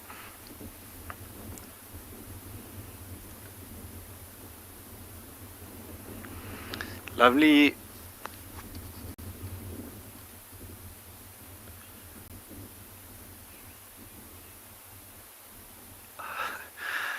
Cat got my tongue. You're asking if any of the cats bury the dead. Not that I've witnessed in my time in the African bush. No, they often other predators will grab them, especially for things like cheetah. But because they're competition for the same prey, at the end of the day, be it Ngala, impala, they're just there to get rid of the competition. But the cheetah will not go and bury their dead if that is the case, or any other predator. They just fall to predation. Like I was saying now, we're in a really nice open area that when it's not windy would often have things like impala and Ngala around it. And you can notice just how bare the grass is around the termite mound where that cheetah is lying in picture. Because the grass around termite mounds is particularly more nutrient for the grazers, they'll actually graze it bare, which you'll notice around a lot of termite mounds. So not a bad spot for these two to hang around. There are several other termite mounds in the vicinity where maybe if we're lucky enough and this wind gives us a bit of a break and dies down, we might see a few of the plains animal impala, maybe some wildebeest, a young wildebeest, something that these two would definitely look to hunt, might come out into the open and present something else. But something we haven't heard while we've been sitting here is birds. It's far too windy for birds to make a noise, but if the wind dies down, we might hear them become a little bit more chirpy this afternoon.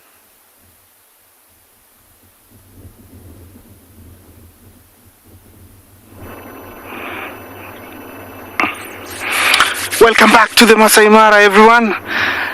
Still same position. My wildebeest are getting a little bit restless. Now it's a matter of time. Remember, they have a mind of their own.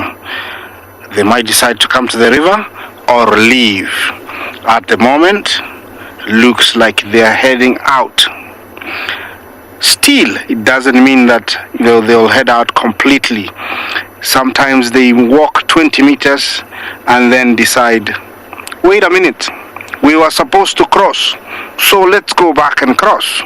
So I'm still positive, I'm staying here. Hopefully one will say, no, I'm not going back from where I came from. I'm going to cross. Because you see these ones, these are the last few. They are still milling around. They haven't decided if you want to go or they want to stay.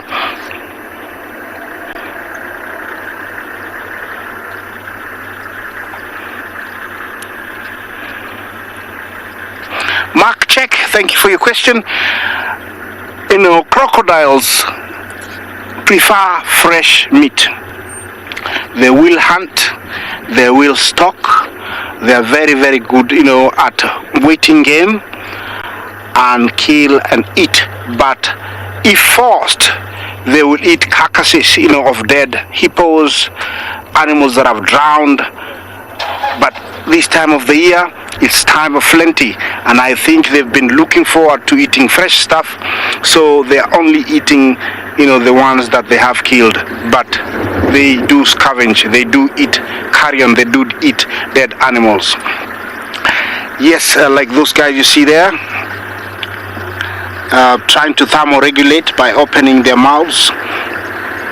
Yeah, there's many myths in Africa where they say that they open their mouths like that so that birds can get in and clean the meat leftovers inside there, but it's not true. It's only aspiring, thermoregulating their body temperature. Yeah, these guys are direct, straight bang in the path of the wildebeest. I'm still looking forward to seeing the wildebeest come and see what they're gonna decide. Sometimes they come too fast, they don't realize the crocodiles are there, and they just trample them.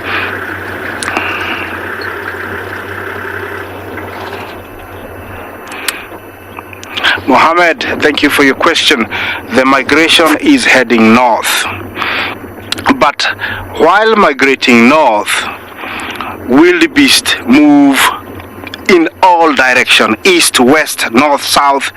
Sometimes they'll stay in an area where there's no water for about 3-4 days. Then the urge to drink water, beats everything, and so they decide to go to where there's water. So usually there is a direction that they are heading, but they'll move around. Look at this. Like I said, they can walk 20 meters and decide to turn back. They have done that. They're heading towards us now, but that is a wrong direction because there is no crossing there. They need, one of them need to learn English and learn how, to recognize the direction. They need to turn left from where they are because they're facing me. Turn left, go behind that bush, and then, walk that way. But you can tell they're heading back. They were heading out, but they're heading back. Like I told you, they have a mind of their own. Here comes the first one. Hey guys, let's see. Okay, looks like a female and her calf. Okay, looks promising. They're cantering, catching pace. Let's see. Okay, I can see some dust being kicked back there, so they're coming. Okay, there we go. Okay guys, it looks like it's gonna happen any minute from now.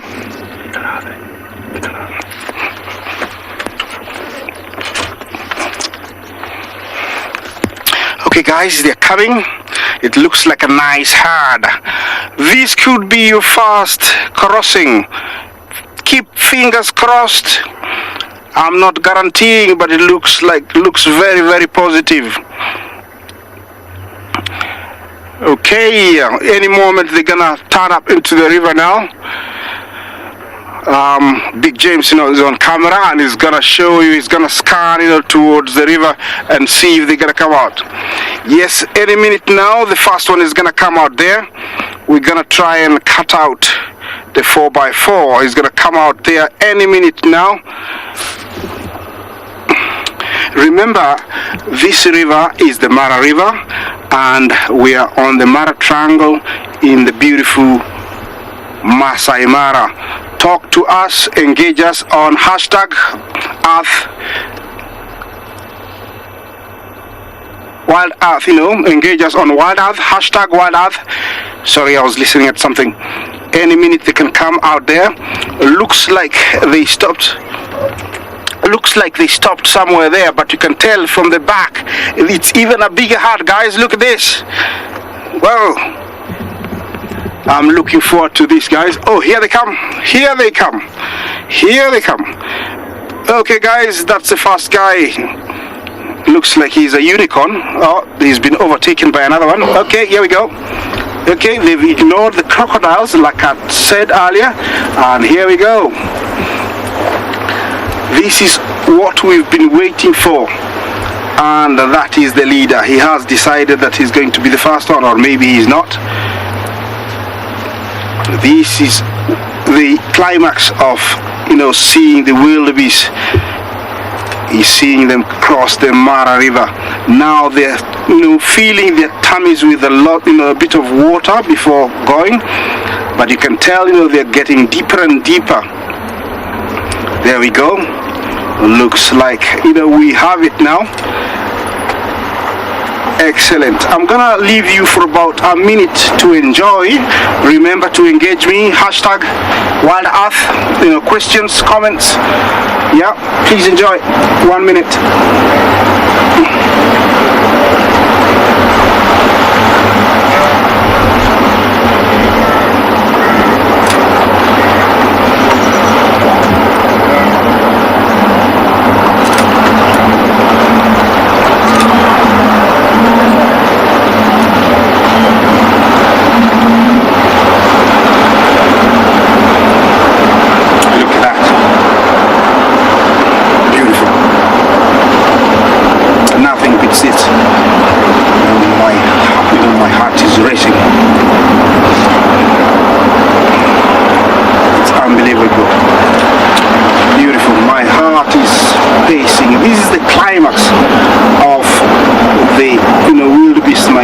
See them crisscross the Mara River.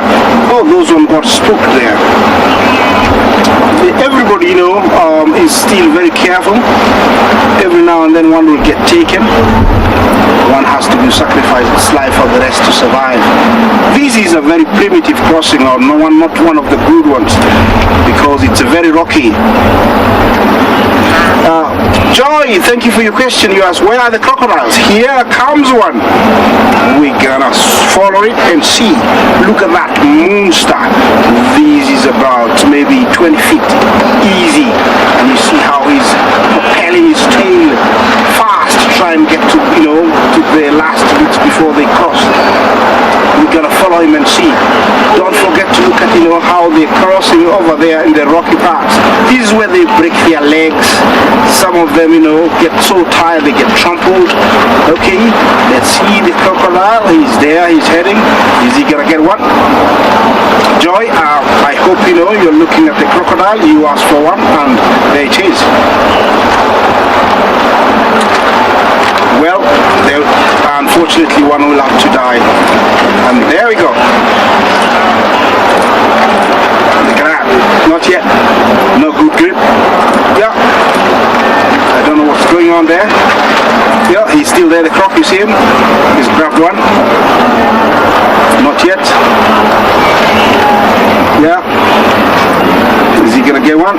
Oh, poor guy, little guy, go, go, go, go. Yeah, he survived. Okay, He's still, they are making it, most of them, but the crocodiles hasn't given up. Let's see. Oh dear. Oh, he made it. Oh, he grabbed him, I think, by the legs. You saw that. And there's another crocodile coming in from the other side. I don't know if he's going to have a chance. Oh, he's managed. Well done. Yeah, he lived to tell a tale. Oh, there is one struggling by the rocks there. I don't know even though he's going to be able, he's getting tired now. I don't know if he's going to manage before the crocs come. Let's have a look. This is what happens sometimes. These young ones. Sweep left a little bit there, please. Left there, there's one there. There we go. Oh no, he's swimming back. Oh, and the crocodile is swimming fast. Look at that. Look how fast the crocodile is swimming. Oh my God. Oh, he got him. He got him. He got him. Yeah. Well, this is what happens. Okay, let's see the zebras. What's going to happen? The wildebeest are still struggling by the rocks. Yeah, this way, it becomes very difficult for me to watch this. Yeah, well, you can never see who's gonna die when they cross. And crocodiles are intelligent, they're smart. They know that if they go for small young ones, they don't put up a fight like the adults. Zebras are usually much better swimmers. They're gentler. They have good senses. So they swim well than wildebeest, and they don't crowd themselves so they don't drown. They give themselves space. That's rocky part. It's very difficult. It's giving everybody a challenge.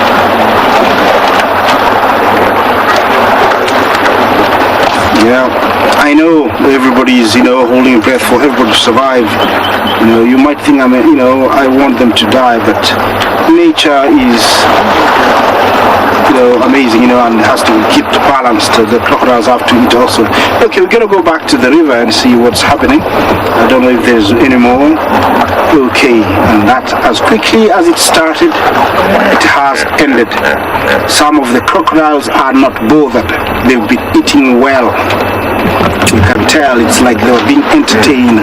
They're gonna have a story to tell this evening, You missed out. You never caught anything. Yeah, that was amazing, guys. I'm gonna be here, sit back and see if there's gonna be more coming. Let's watch these guys as they cross.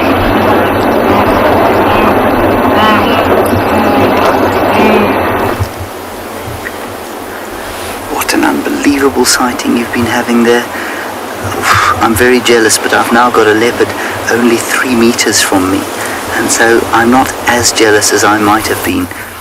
But what luck, especially to be back in the Mara on day 1, and we've got wildebeest and zebra crossing, and how exciting that 5 of them escaped the gormless crocodile.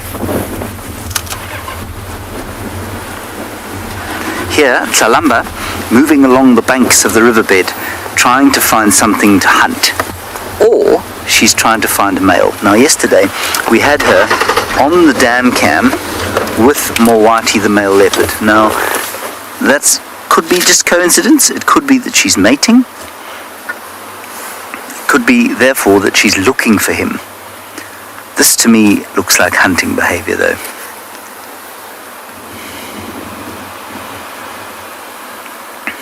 And she's got a good chance in wind like this.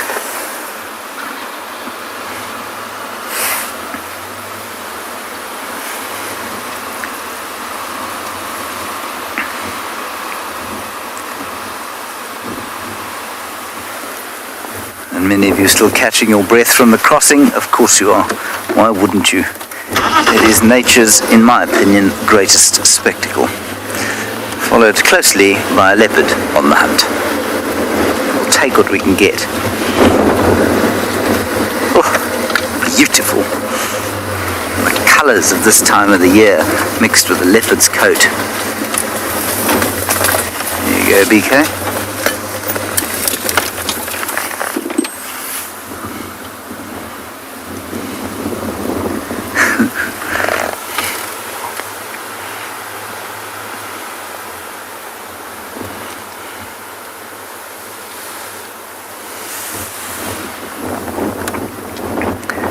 She has gone up and down, left and right, to and fro, hither and thither. And I imagine Rexon, who's been following her from the beginning, has arms that are bulging through the effort.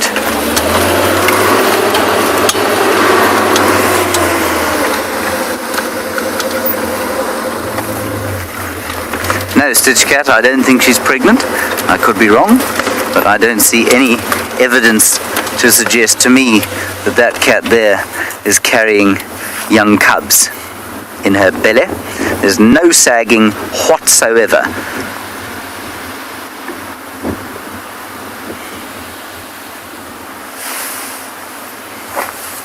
That's not to say she couldn't be pregnant and have just conceived, or just be a few weeks pregnant or something like that, but there is no evidence to me that suggests she's pregnant. Remember, the absence of evidence is not necessarily the evidence of absence.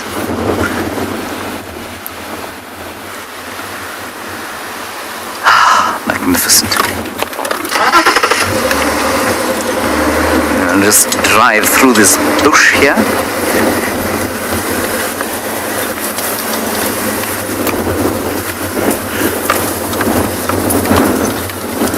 Oh, there she is. She's dead ahead.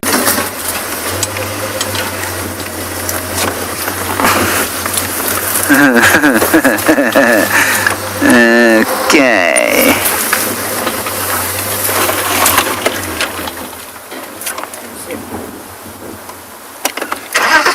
Yeah, I can't see her. Rex just saying he can't get through where he is. We might be on our own here. Oh, ooh. Can you see her, BK? I think she's gone through this thick stuff here. She had a fight with her mother here once when her dad was around as well.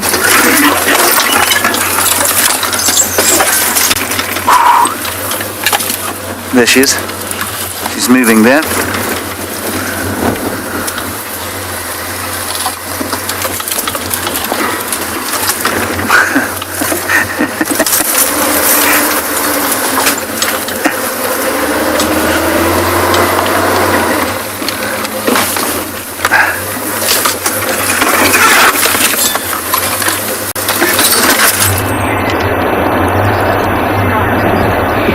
Welcome back, guys. And here the crocodile is showing off his prowess, his power. The current is very heavy, but he's swimming, holding that 100-kilo wildebeest, swimming with it at ease. He stopped there. I'm sure his tail is going very fast so that he can, hold his ground. If you look very closely, you'll see him breathe. Every now and then you'll see some water being pushed above his nose. I just saw it once or twice, but he's swimming up this way. See that? Do you see that? Just keep watching to the right of the two horns.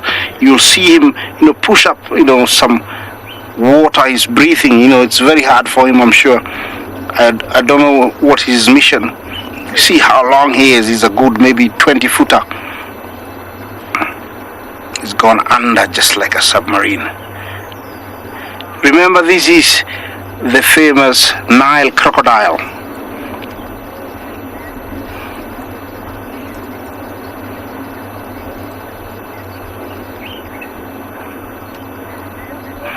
Fluffy Salamander, thank you for your question. If I got it right, you asking how far they have to catch the prey or something like that. The deeper it is, the better for them, because the prey cannot put up a fight. So it's better when it's in deeper water. I don't know if I answered your question. If you like to frame it back again, I'm here. Yes. Yeah, like I tell you, these guys, you see it like they've been swallowing football, balls. You see how rounded they are. They've been eating very well. I don't know what happened to that big guy, but he swam off to the right. We cannot see him anymore. But the Mara River is infested with this famous Nile crocodile, and this time of the year is Christmas for them. They gorge themselves because they've been waiting for a very, very, very long time. There he is, I think. Is that him? No, there is a hippo. I think he just appeared. He wasn't there. He must have been hiding, on one of the corners. Yeah, and I'm sure he's getting ready to leave the water because it's almost just an hour before, he gets out to graze. I'm gonna leave this spot and I'll catch you down the road.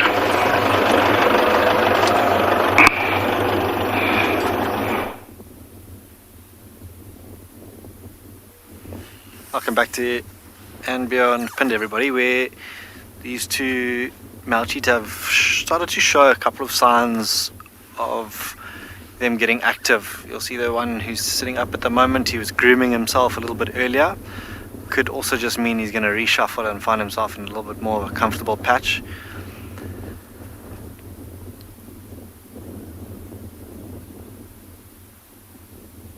Yep, just a reshuffle like we thought, but typically them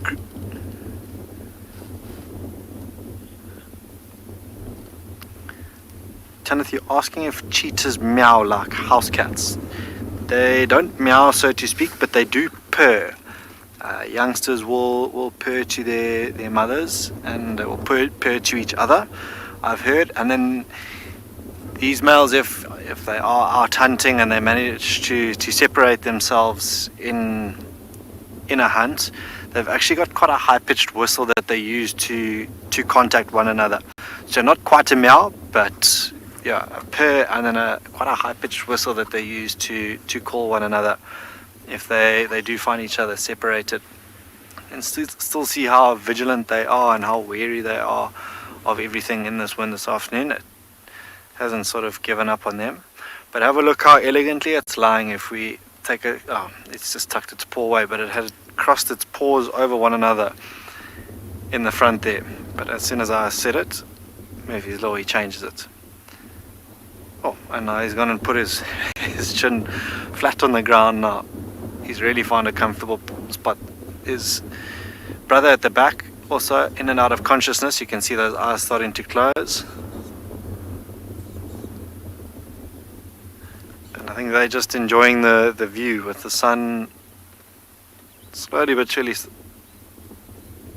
starting to set towards the west. I'm going to still stick around here and see if anything changes.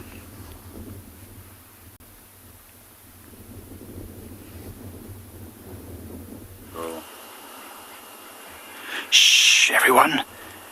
Something is coming down to the waterhole. It looks like a tiny, tiny animal. A very small animal. I think it's a baby elephant. What's it doing on its own? There it is.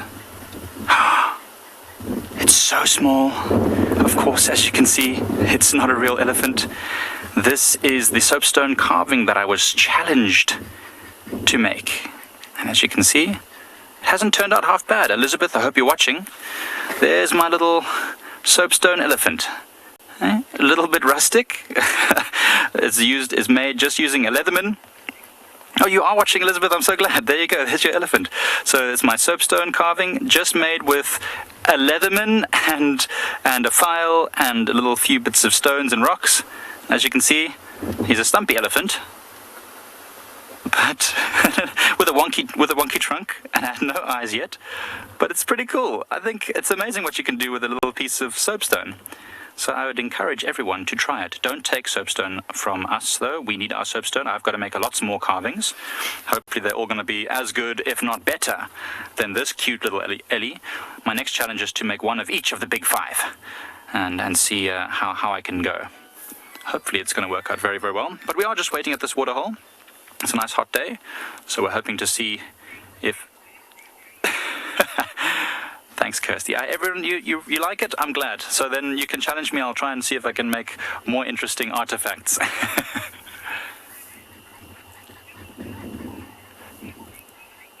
Yeah. Peter, $20,000? I mean, if I could get $20,000 for this, I would quit WildEarth and I'd be making these for a living. But that's really cool. Yes, I mean, will one of you purchase my elephant for $20,000? It'll all go to charity, of course. But yeah, we are here waiting at the waterhole to see what might come down, to see what animals would come over. It's starting to cool down though. The sun is setting. Nancy, whilst we wait here, I suppose I could try and whittle up a chess set. That's actually a really cool idea. But what animal would the elephant be? Would that be it can't be the king. It might be those little castles on the end. I forget what you call those. The king would have to be a lion, of course. What would the queen be? A lioness? Yeah, I guess a lioness. Oh, that's so cool. Please tell me all of your, what all you think all the different animals should be. And I'll see if I can start that process. Oh, queens for elephants because they're the matriarchs. I think that's a good point. Oh, it's a tough one. I feel like I'm putting myself under a lot of pressure now because I've got to make a whole chess set. But yeah, it's really cool. I definitely will see what I can do. I'll keep you updated regularly on my progress, not only with what wild animals we see, but also with what immobile soapstone animals we see.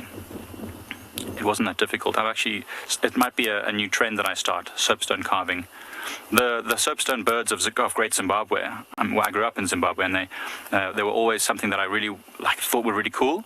And so yeah, I'm almost there. Safari Wildman, I think you're right. Hey, the pawns would be impalas because there's just loads of them. They kind of just get eaten by everything, don't they? They get sacrificed on the chessboard. I think you're right. I think these. Oh, Sammy Jane, a zebra as a knight. Oh, that's actually so cool. Because of course their knights have a horse. Man, oh man, I'm so excited about this adventure we're all about to undertake. The carving adventure. Oh, but you know what you must do? You must definitely send your pictures of carvings that you make, because I want you all to make at home as well with whatever materials you can find. Don't forget to hashtag WildEarth or @FC, and if you have got questions, don't forget to send questions to kidsquestions@wildearth.tv. It would be super cool for you to send through any questions or comments as well, and photographs of your animals that you're making.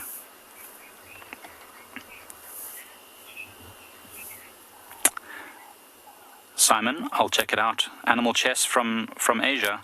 Animal chess. I'll do it. No doubt. Not bad, though. He hasn't got little tusks. It's a tuskless female, I'd say. Elizabeth, you want to know what its name is? Elizabeth, I'll let you name it. How about that? It was made for you, at request from you, so I think you should name this little cutie. This little elephant. What do you think, Elizabeth? It's a very round elephant. Maybe something to do with a round elephant body. You can even see I tried to carve little ear holes there. I don't know how they worked out. And I started on trying to make an eye over there, but I thought, no, I'm going to mess it up if I make weird, alien weird eyes, so I stopped. I just kept it as a little fat round elephant. Oh wow, I punched right in there. Look at that. You can see the little tiny ear holes and the little eyes over there.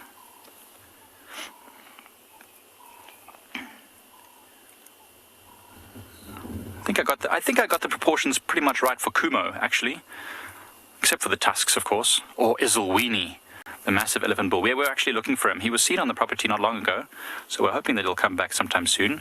Lagatha the lioness was spotted this morning, late after game drive, at a small waterhole, what we call HQ waterhole. So I am hoping that she pops out later this afternoon when it gets a bit cooler. And she's at the same waterhole, or she was seen at the same waterhole where Izzlwini, the giant elephant bull, was last seen. So hopefully we'll get to see one day an encounter with both of them. That would be really cool. Something we haven't seen yet on Pride Lands is Izzlwini. He's such a calm elephant. Elizabeth, you can't decide right now, but don't worry. We'll wait for you. We'll leave it unnamed for now. But it will be our little mascot. It's going to stay right here on our dashboard, and it will come on our adventures on Pride Lands for the next, as long as it lives, which is a long time for an elephant.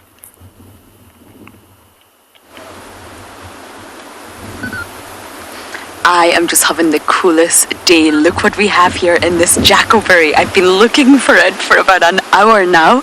We have the largest snake in the Lowveld, the African rock python. Now, it's not the best visuals, but still, it's alive. The only African rock pythons I've managed to show you all live are dead, if that makes sense, and they're normally in the jaws of Mr. Tingana. This is so exciting. They can actually reach a total of 6 meters in length, but unfortunately, that's about 18 feet. And unfortunately, we haven't seen this one stretched out yet. We were a little bit too late. African rock python, just in the fork of this jackalberry here, and they are venomless. And why is that? Well, they don't actually have fangs that would allow them to inject any venom, and therefore, if you do get bitten, you obviously need to keep it clean to prevent infection, but there's not going to be any venom injected into your skin. Now remember, there's a difference between venom and poison. Poison has to be ingested or absorbed through the skin, but venom has to be injected into the bloodstream, normally with fangs. And there's different types of venom. You get cytotoxic, which will damage the cells and the tissue in the muscle, and it can be very, very severe, but you will survive. For example, a puff adder. You can also get neurotoxic. Now this is a really serious one because that's going to attack your central nervous system, and it can lead to paralysis or heart failure, respiratory failure, and ultimately death. And that's the likes of your cobras and your black mamba. And then you also have hemotoxic, and what this means is that your blood is not able to clot. It prevents clotting and can cause internal hemorrhaging. And the snakes that can cause that are your boomslang and your vine snakes. But luckily, the African rock python is venomless. And as you can see, breathing. Many of you may know I'm a huge snake fan.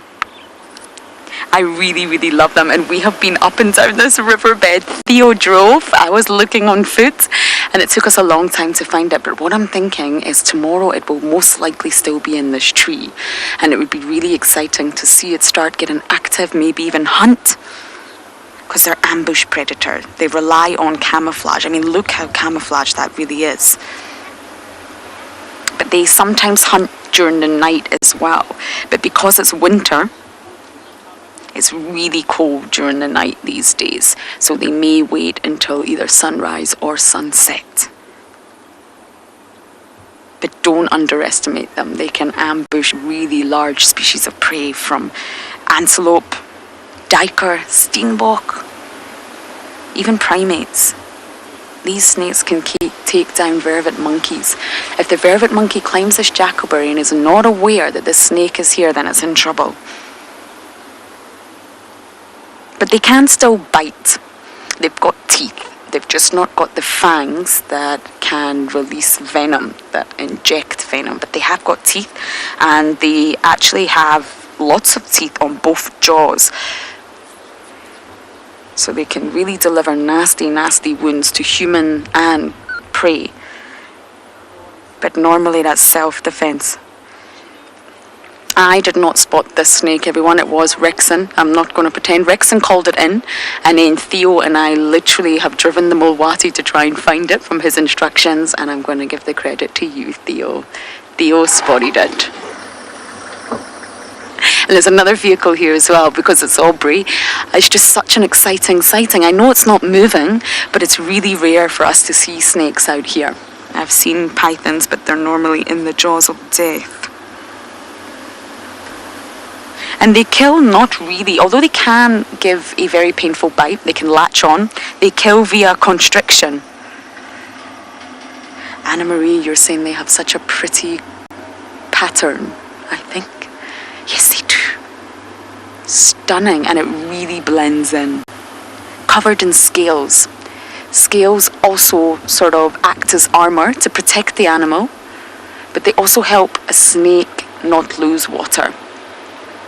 Snakes evolved from amphibians, and they've evolved in such a way that they can survive in really dry, arid environments because they can hold in their water. They don't lose it, and that's from the scales, which they need to shed to grow.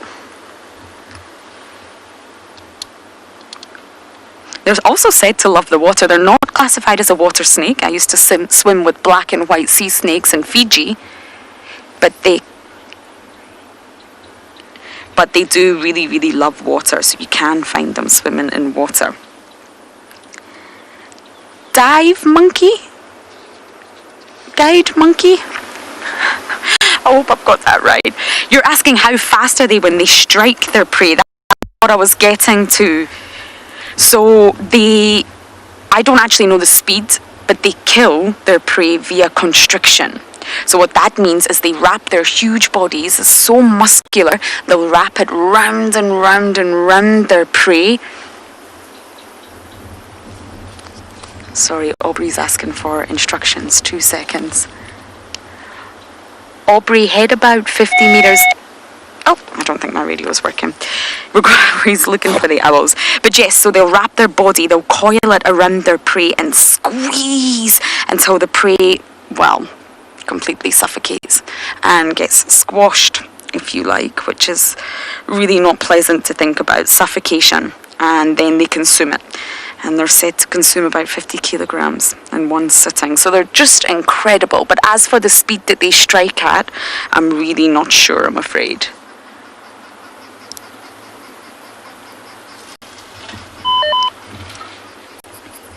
I don't think we'll see it moving tonight, though. But I'm going to keep checking this particular jackalberry.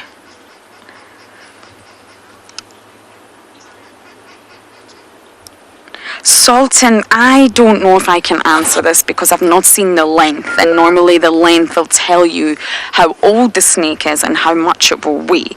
But if you have a 6-meter python, which is what they normally grow to, they say it weighs around 50 kg, which is just over 100 pounds. But I believe in other areas of the world, not the low veld, not even South Africa, rock pythons can come in at well over 100 kilograms, over 200 pounds. But they're normally much longer. So length directly correlates to body weight when it comes to rock pythons.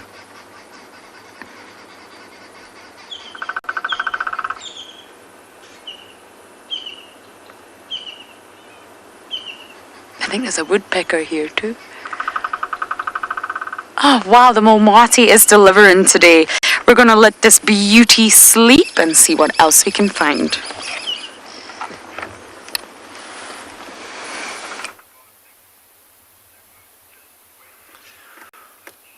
From a sleeping python to sleeping cheetah, these two have now found themselves in very precarious sleeping positions.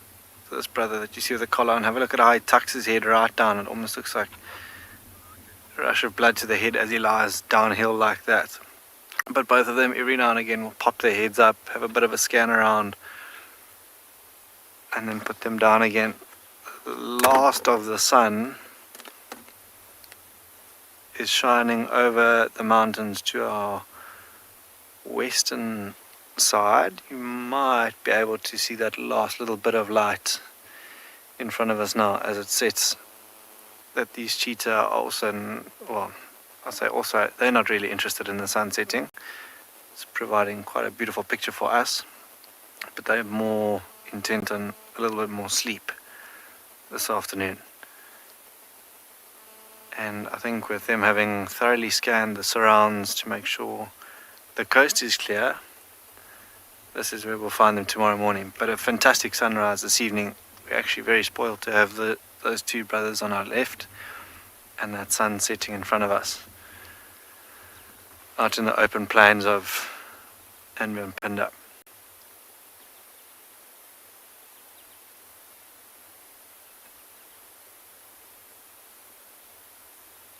Very inconspicuous as they lie there as well now. I think if we drove on the road that we were on, unless we knew they were here, we'd probably drive straight past them.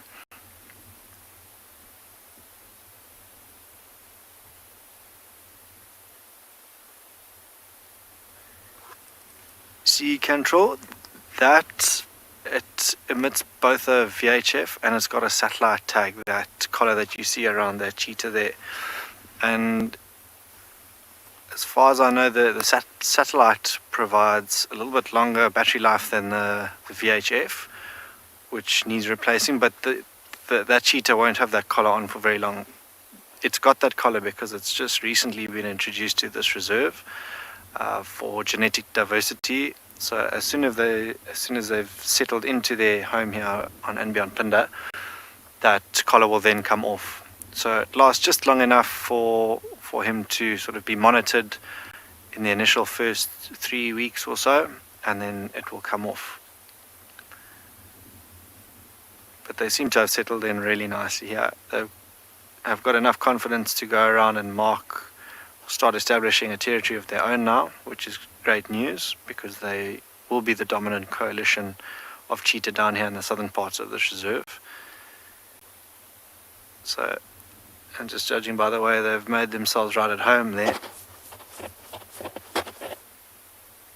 they,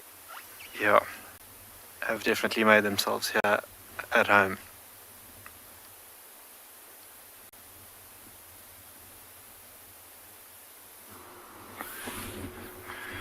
We've just found that leopard who dragged the impala carcass up the tree, and just like a leopard would, it's moved into the bushes to the left, somewhere in there.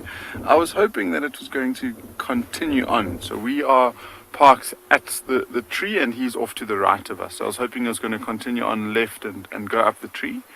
But in the last 20 minutes there has just been an incredible increase in the wind speed. Here he is, there he is. Okay. Sure, I was worried that he was just going to disappear. And you might be able to hear this wind. I mean, it's really making a lot of noise around with the trees. Sure. You can see just how he's got his ears pinned back and he's trying to listen to anything other than the wind so he can try and remain safe. But he's looking very comfortable. He's got quite a full belly and it's been a hot day today. So, I mean, I'm sure he hasn't moved far at all from when we first arrived, but he's just moved out into the open where we can see him well enough.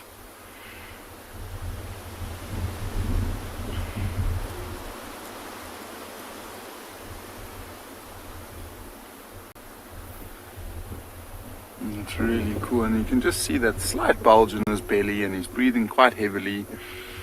So, he's a very comfortable leopard at the moment.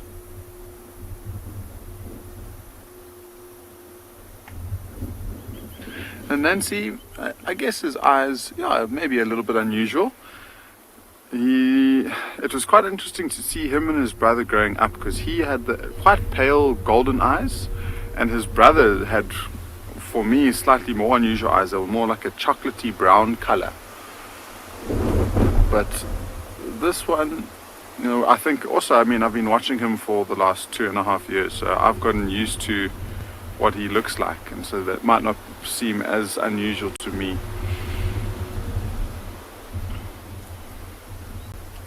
And so, he it looks like he's reacting to leaves that are blowing past him.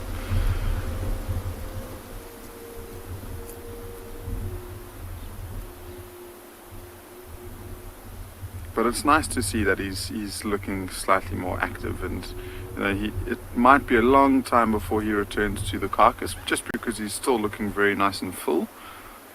But we might see slightly more activity from him now for the next half an hour or so. He might move around. I'd love for him to go for another drink. This wind is just unbelievable, and I think because we're in the river, it's almost getting channeled along the river, and it's just making it feel even stronger.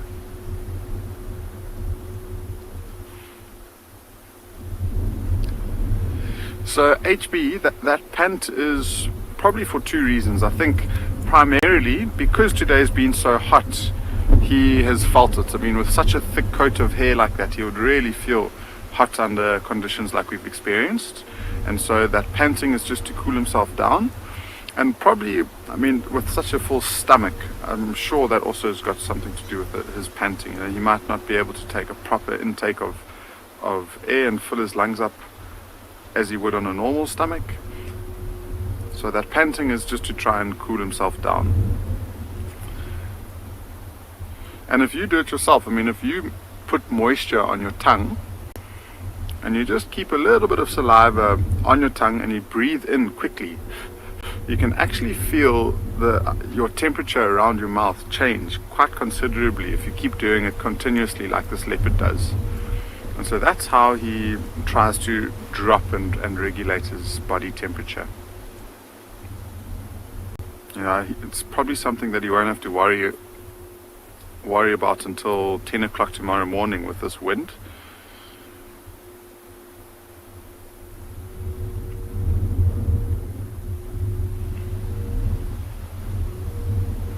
And so, I mean, if you were watching yesterday afternoon, he stole this impala carcass from one of his older sisters, and we've had a look around to see if we could find her, and it seems like she has moved off, so she's no longer here and she can't feed on the carcass anymore.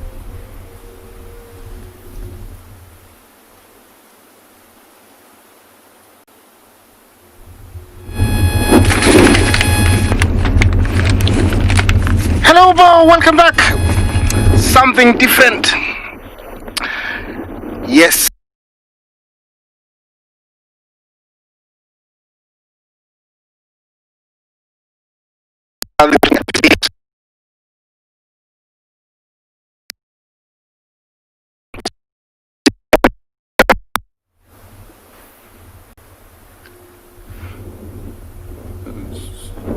So this male leopard's still in exactly the same spot. It's really nice to see him like this because it's almost eye level, so we've got quite a beautiful, in terms of photography, this is exactly where you'd want him to be, facing towards us. We do have a bit of color in the sky, but it's not really as flashing as it was 10-15 minutes ago.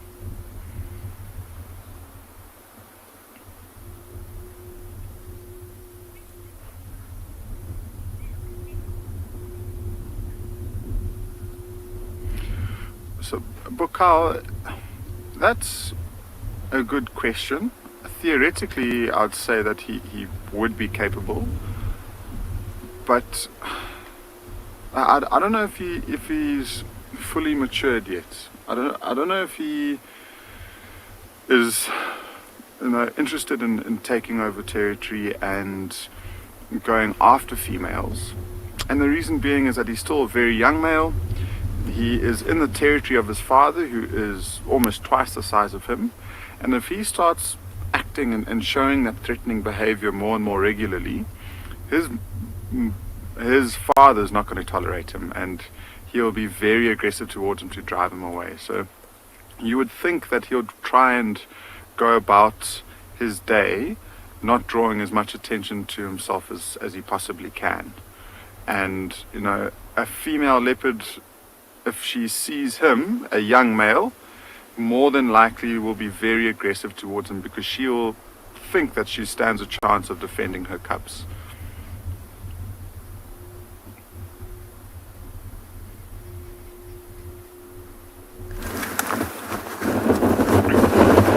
Look at this glorious western sky that is on fire.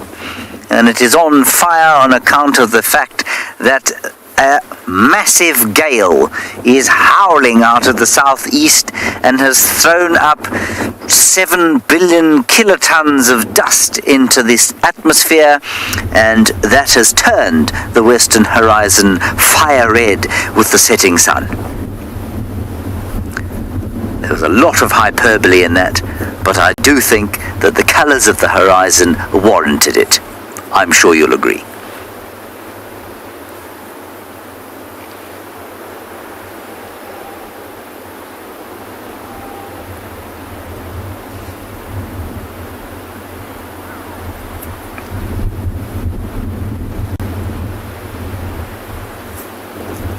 And I'm being silent in the hopes that there'll be some kind of sound other than the roaring of the wind, but nay, there is only the roaring of the wind.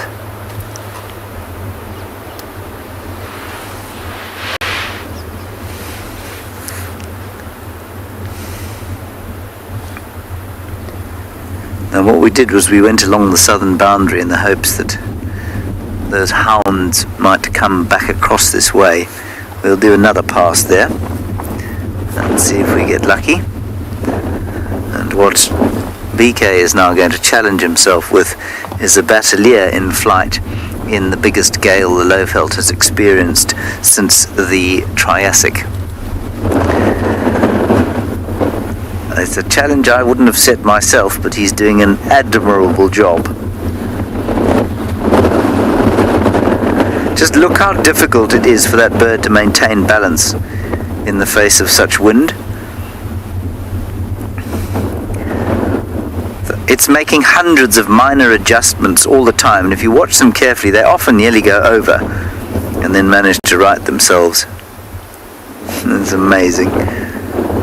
And I wonder if he isn't also hoping that the dogs might come back this way and leave him with a few scraps to feed on.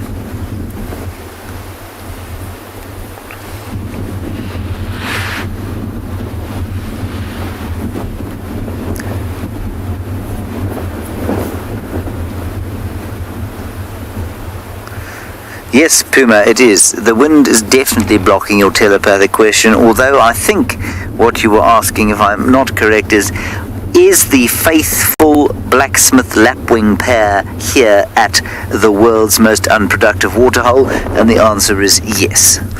Here at Treehouse Waterhole, we have 2 blacksmith lapwings as usual. Well done, BK. Thank you for that, Puma.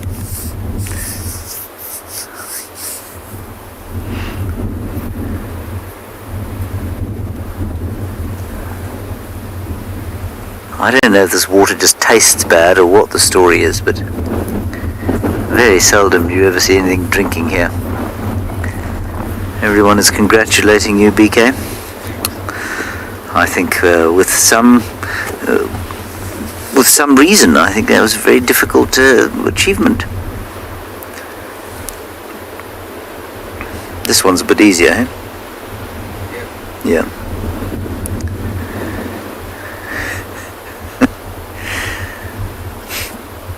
This is level 1 camera work. The other was level 10.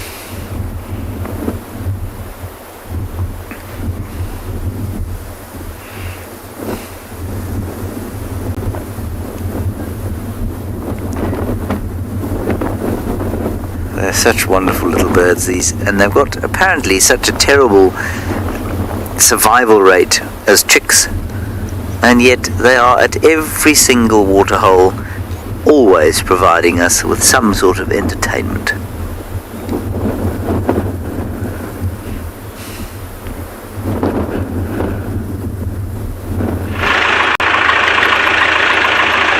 Just, okay, so we've had no joy yet on Aardwolf, but notice I say yet. I'm determined to find you an Aardwolf. At some point we will get one. Even if it's just the law of averages that kicks in. I don't care how we do it, but we will find an Aardwolf. But I was just listening to James made like a really, really cool point about the breeding success of these blacksmith lapwings and how it can be so low in their area. The little dab chick that we saw on the dam this morning,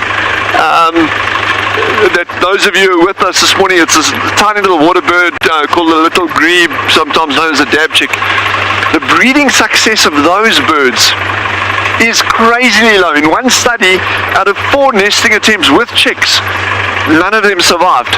So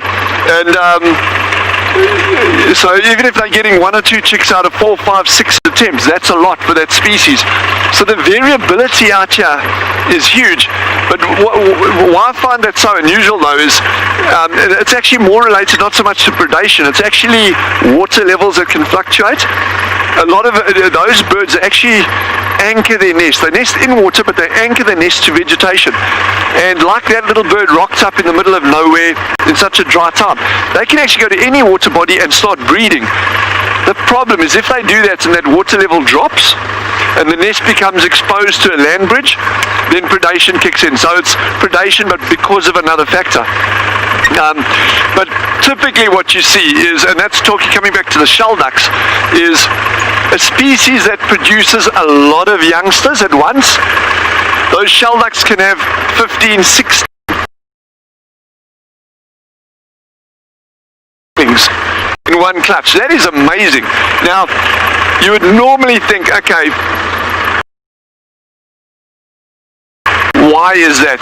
And it's normally because there's a very mortality rate on those.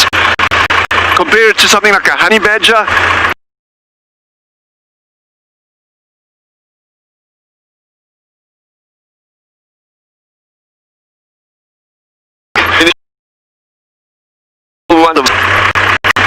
So yeah, it's just interesting to see the different strategies in that. Yeah, pretty cool. Welcome back everybody to andBeyond Phinda, where little has changed with these two male cheetah. Still lying in exactly the same position. Neither of them have gotten up to reshuffle, so I think they're quite content there, and that's going to be their resting place for the evening. Quite a bit of cloud cover rolling in as well from the south. If we pan out a little bit, you might be able to see that little band of ominous clouds coming in. It is particularly chilly this evening, so the two of them have hunkered up together and have found their bed for the evening.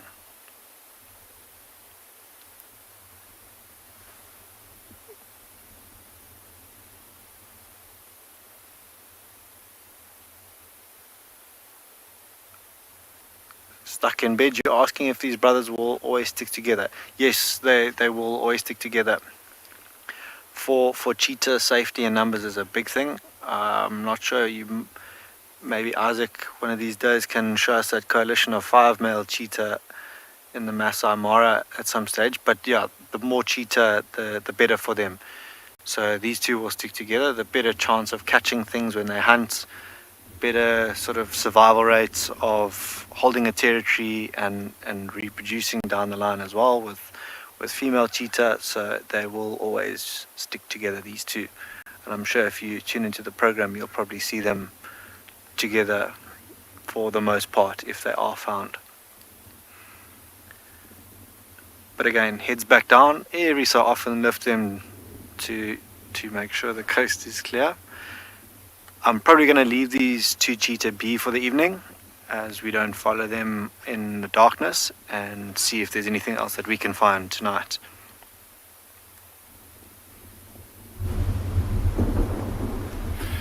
So this couldn't be perfect timing, more perfect timing. This leopard has just stood up about 5 seconds ago and he's walking straight towards the carcass. He's looking around, he's still taking it nice and easy. We'll see what he does. I mean, there's a chance he's going to climb. I don't want to jinx it though, so I'm not going to say that he will. But it might be very cool to watch him. So he's now almost directly underneath his tree. And now remember that trees are quite unique in the fact that it's not growing completely vertical, it's growing towards us. So it'll be a very easy climb for him. There we go. He's looking up. Still heavily panting. He keeps looking back there. I wonder if there's not a hyena that might be lurking around at the moment. So the people that are hearing the wind that sounds like music, here he's climbing. See, he just has to walk up. It's no effort whatsoever for such a skilled climber like this leopard. We've got these roll bars on this vehicle, and every now and again there's a small little hole on these roll bars, and as the wind comes through this vehicle every now and again it does make quite a musical note. We've been hearing it the whole afternoon. So he's now halfway up the tree. He's got quite he has to cover that distance again to get to where the carcass is, but the way that he just decided to climb up and look around tells me that he's not that interested in feeding yet, so this might just be the spot that he hangs around in for a while.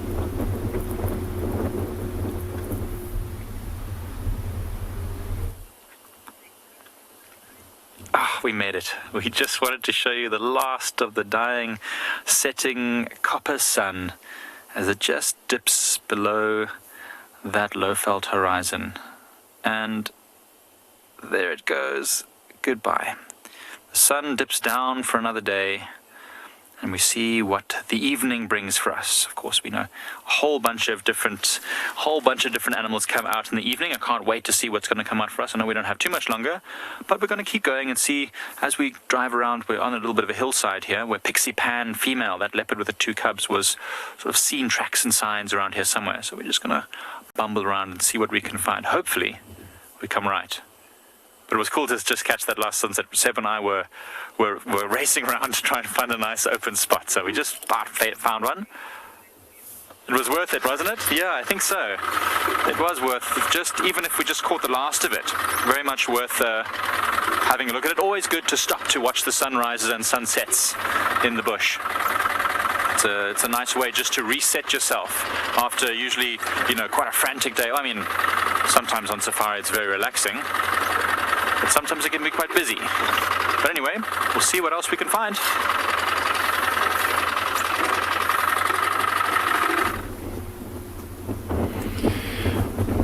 So this is a slightly different angle. We've just changed our view ever so slightly. So we've driven back a little bit west and looking onto him now. And you can just see, he's in a very comfortable spot on that tree. And I wonder what made him decide to get up there. It could be the fact that he realizes now that it's evening, there's more chance of other predators lurking around. And with this wind, it might be a lot harder for him to detect anything coming. So with all of this view, everyone around the world has heard how windy it is, and you can see all of these trees moving. So to smell or hear an approaching hyena coming might be a lot more difficult. So being up in a tree like that I suppose just eases his mind. So Ed, we were talking about this particular tree a bit early on, and if there was ever a tree that a hyena could possibly climb, it would be this one. It's basically walking up a thin hill, the way that it's angled, but I don't think a hyena would try. They don't have retractable claws, which makes it hard for them to have grip, and then all of their power is in their neck and their jaws. So they don't really have the capability to pull themselves up with their front legs. So I don't think it would climb, even if it is as easy as this. I have on some occasions seen a hyena walking up and putting its front legs on the trunk of a tree and trying to sniff up, but that's usually when there's a low-hanging impala carcass and they're just trying to get to snatch a little bit to try and drag it down from the tree. Speaking of hyena, there's one coming on the right-hand side, and that's exactly why this leopard decided to climb. There's 2 of them coming actually. And they're walking exactly where he was laying. So if he decided to get into a slumber, and now he's just gone. Where did he go? Oh, he's actually climbed higher. I looked at the branch and I panicked. I thought he had jumped away and we had lost him. So I guess he realizes that that tree's potentially risky. So just being able to climb a bit higher just eases his mind, like I was saying. So he's in that very dense clump, and see him watching the hyenas quite intently.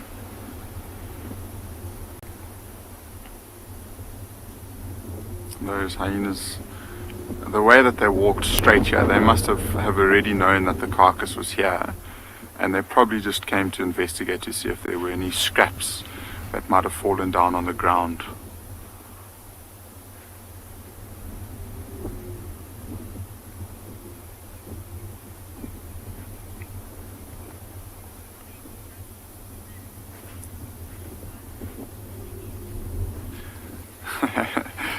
Grumpy old man, they definitely are uninvited dinner guests, and they seem to come into the area exactly when you don't want them. This leopard didn't really pay too much attention to them at all. He saw them and he just said, I'm not paying you any attention that you want, and he just climbed up into that nice dense tree there.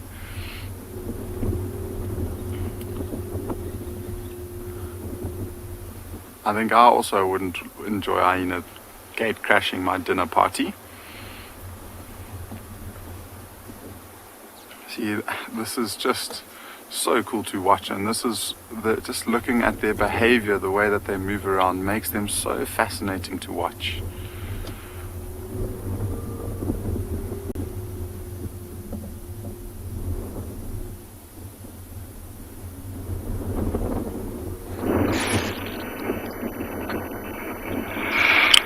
Welcome back to the Masai Mara. Interesting that you're watching a leopard watching a hyena, or was it a hyena watching a leopard? That's an interesting one. Well, here we have a granny elephant and the rest of the family. She's got some very interesting tusks, almost not carved. They're a bit curvy, unlike the ones you used that are very carved. Looks like she's in her late 50s, very old. This could be her son or granddaughter. Looks like a grandson, almost 2.5 years old when they start growing those sharp looking tusks. Yeah, enjoying the long red oat grass or Thamida triandra, highly nutritious, no matter even if it looks dry.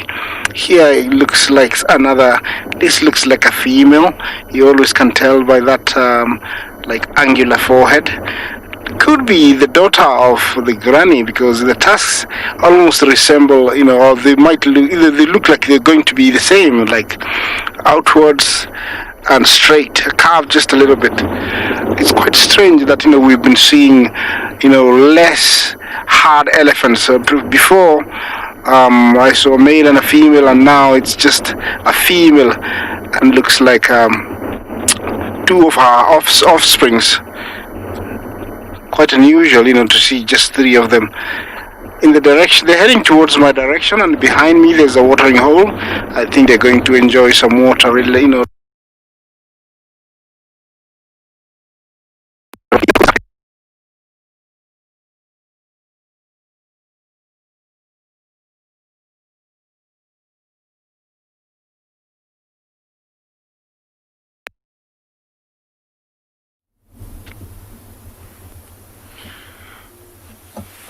So these hyenas are still down in the riverbed. This leopard is watching them, but he's losing interest in them now that he's safe in that little thicket in the tree over there.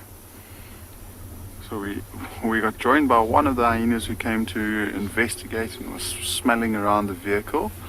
That's the one closest to us now. And it actually saw some dung that could have been from the leopard, and it was just taking a nice early snack for the afternoon. So we watched him as he ate the whole dung. And see these 2 hyenas, that one that's walking away is much smaller than the one that's just laying down. So this could be a mother with a youngster. I mean, it's quite tough to say because it is quite an old one. I was having a look at that youngster, and I thought I might have recognized it because there was one that we watched at a den site when it was still pitch black, and the only feature we could distinguish was the 2 back feet were completely white, and this one looked like it had a bit of white on its back feet. See, look what it's doing now in the vehicle track, scraping around, and quite possibly some more dung that it's decided to feed on.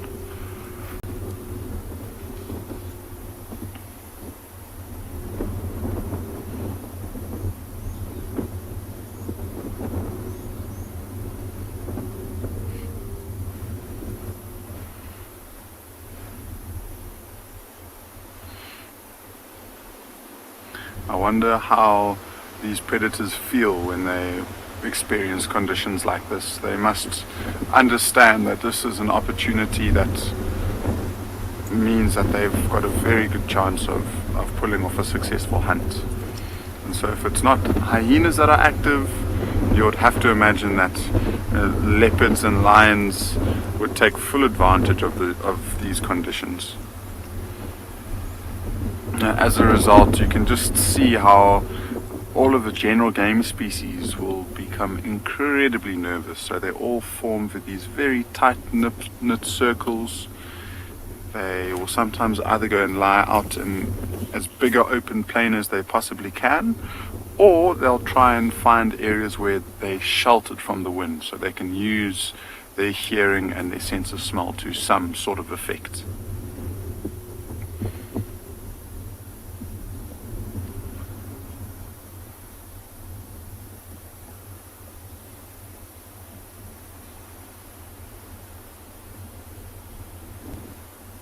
The glowworm, it's a good question, and you know, these when we consider that these animals are sleeping, I don't think that they fall into a very, very deep sleep like humans do.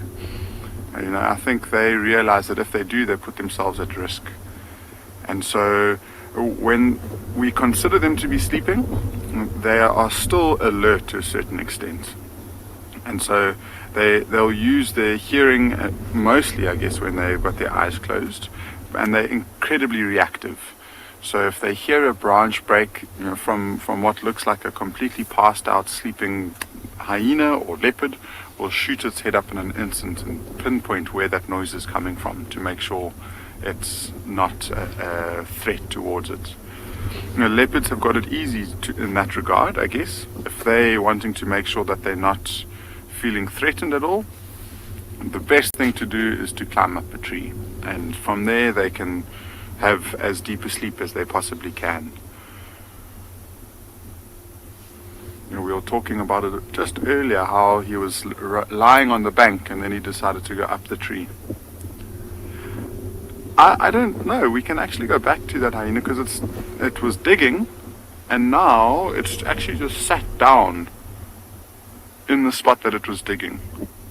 And this is something that we see when the sand is very hot. They might scrape the top layer of the hot sand to get down to the slightly cooler sand underneath it. I don't think this is the case now. Maybe it was just just making itself comfortable.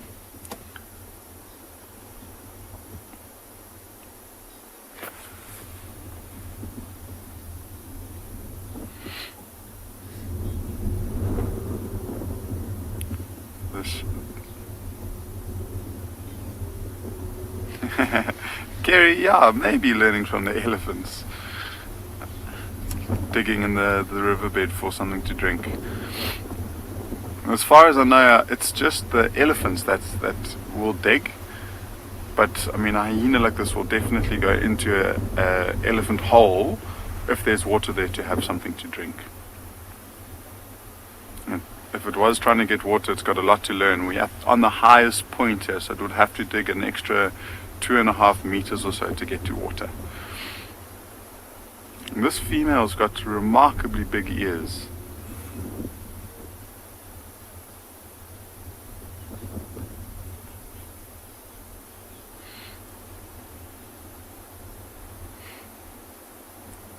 And I wonder what she's deciding to do. You know, maybe because she was the one that went to go and investigate underneath the tree to see if there was any fallen scraps, and didn't find anything.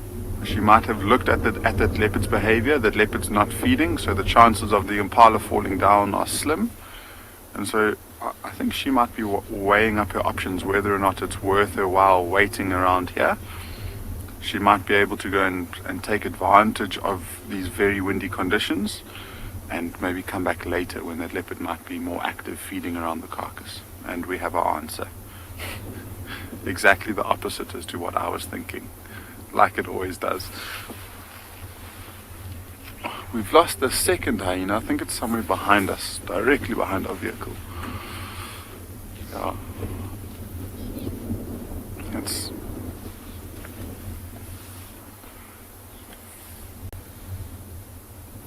cool. Taylor, I would have to say it would be a toss-up between lions and leopards with who would have the best night vision in terms of mammals, and they've got modified eyes. So where we can see more color, they can see in low light conditions. And I always forget it. I think it's the cones in the eyes. They've got more cones than we do, and that allows more light into their eyes, so they can see much better. I suppose hyenas would also have a pretty good eyesight. Any mammal who is nocturnal will either have an incredible sight or will be on the opposite end of the scale, like an aardvark whose eyesight is not very well developed, but then their hearing and their sense of smell is quite amazing.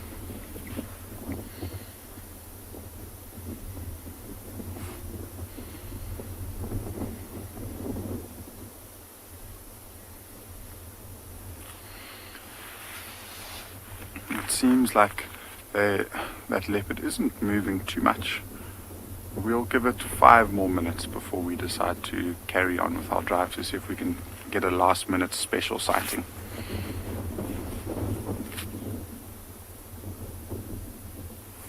I am looking for creatures of the night. I'm hoping to startle them from their hiding places with my strobe-like wafting of the spotlight. Doesn't seem to be paying enormous dividends just yet. We've come onto the western side of Djuma to see what this place has to offer. We did the southern boundary another twice, hoping that the hounds would pitch up and make it 4 nights out of 4, but our luck has eluded us as far as the dogs go. Lots of other luck today. Very nice.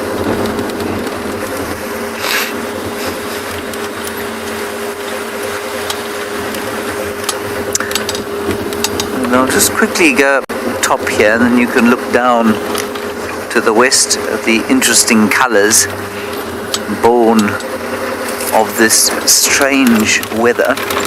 I suspect that we are in for a pretty cold day tomorrow. Sorry, I've parked you nicely. There, BK. Sorry about that.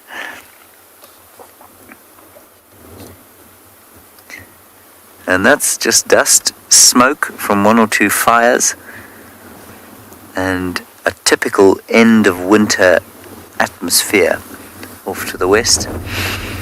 Oh, it's got a nice smell about it too. It's unique to this time of the year. Something about dry grass and dust that I find tremendously reminiscent of my first experiences of the bush and of wilderness. And I think it carries with it the promise of spring.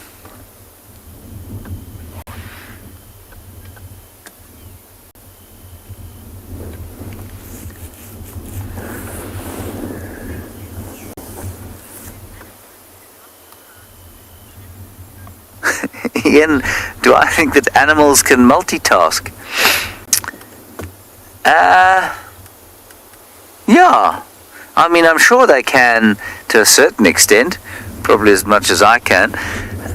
You know, they have to multitask. They have to walk and communicate. Let's take a pride of lions. They have to walk and communicate when they're hunting. They have to make sure the youngsters are in the same place. The dogs last night have to watch out for hyenas and feed the pups at the same time. So yeah, I think that they can multitask to a certain extent.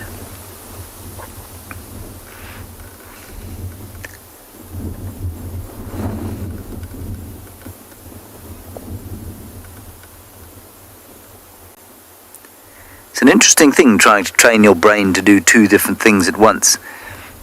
And musicians are generally, well, good musicians are generally pretty good at it.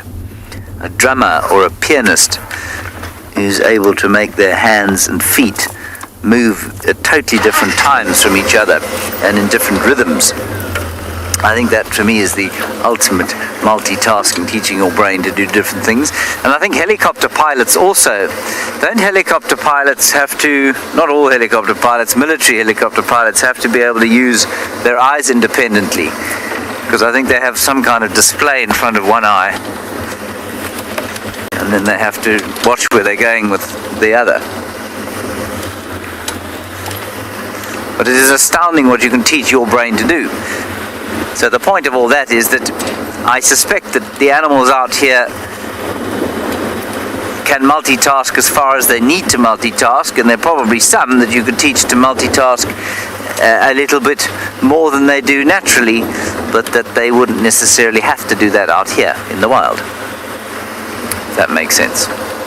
An interesting question. Can animals multitask?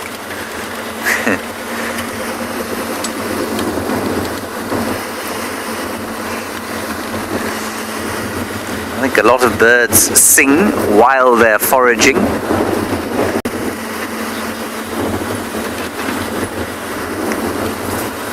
Must be considered a form of multitasking, I suppose.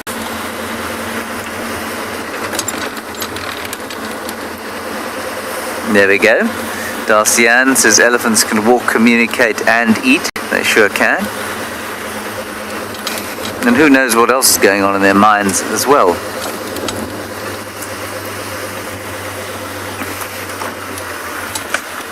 I think you'll probably find, though, like with most things, we are the best at these sort of cerebral things.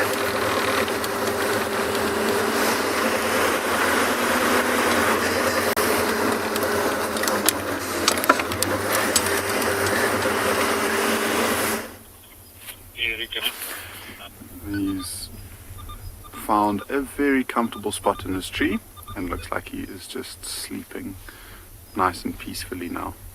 He's even got a foot rest on his right hand side, and then he hangs his back leg. So there you can just see the tail on the bottom there, drooping down. Then his right leg, front and back are hanging down, and it almost looks like he is in the perfect position.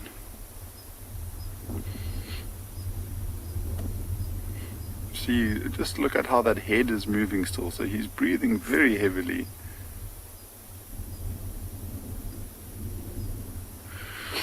Diane, you can tell, and it's got a lot to do with size. So females are much smaller, and males tend to have a bigger track. And he's an interesting one because he's a young male, which makes his track a bit confusing because he's almost in the region, and his size is almost the same size as a large female track. But because he's a male, the front track is much rounder. And I guess the best way to describe it is if you were to take a teacup and place it, it would fit almost perfectly over the front paw of a male leopard's track. Whereas a female's front paw is slightly more elongated, so more like an oval or an egg shape, where it starts wide and then at the top where the toes are, it narrows down. When we've spent our time tracking him, we've noticed that he sometimes walks quite funny. He must have had an injury or something, because his front left leg from time to time will splay out and it will face outwards. And you'll see that track, and it's almost like his toes are pointing at 90 degrees to his body as he's walking. Maybe not to that extent, but there is a definite angle.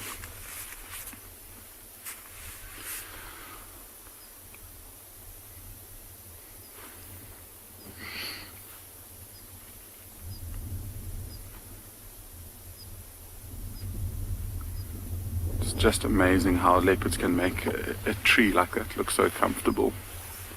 And it's good to see that he's back in the tree. So he'll, from time to time throughout the night, take a nibble on that carcass, come back onto that same branch and rest. And this is actually my last drive for a while. I'm heading off on leave tomorrow, so I'm leaving you in the capable hands of Yapi, and Nikki will return. So we'll have Yapi and Nikki on Ngala again. And yeah, so I hope everyone keeps in contact and looks after all of the animals for my return. But we do wish you all the very best for tonight, and hope you have an amazing evening. And Sounds like there's going to be just more and more wonderful sightings from Ngala, from Phinda, from Djuma, from Tswalu, and the exciting part is now we in the Mara, so that's going to be amazing to watch, and I can't wait to watch from the couch.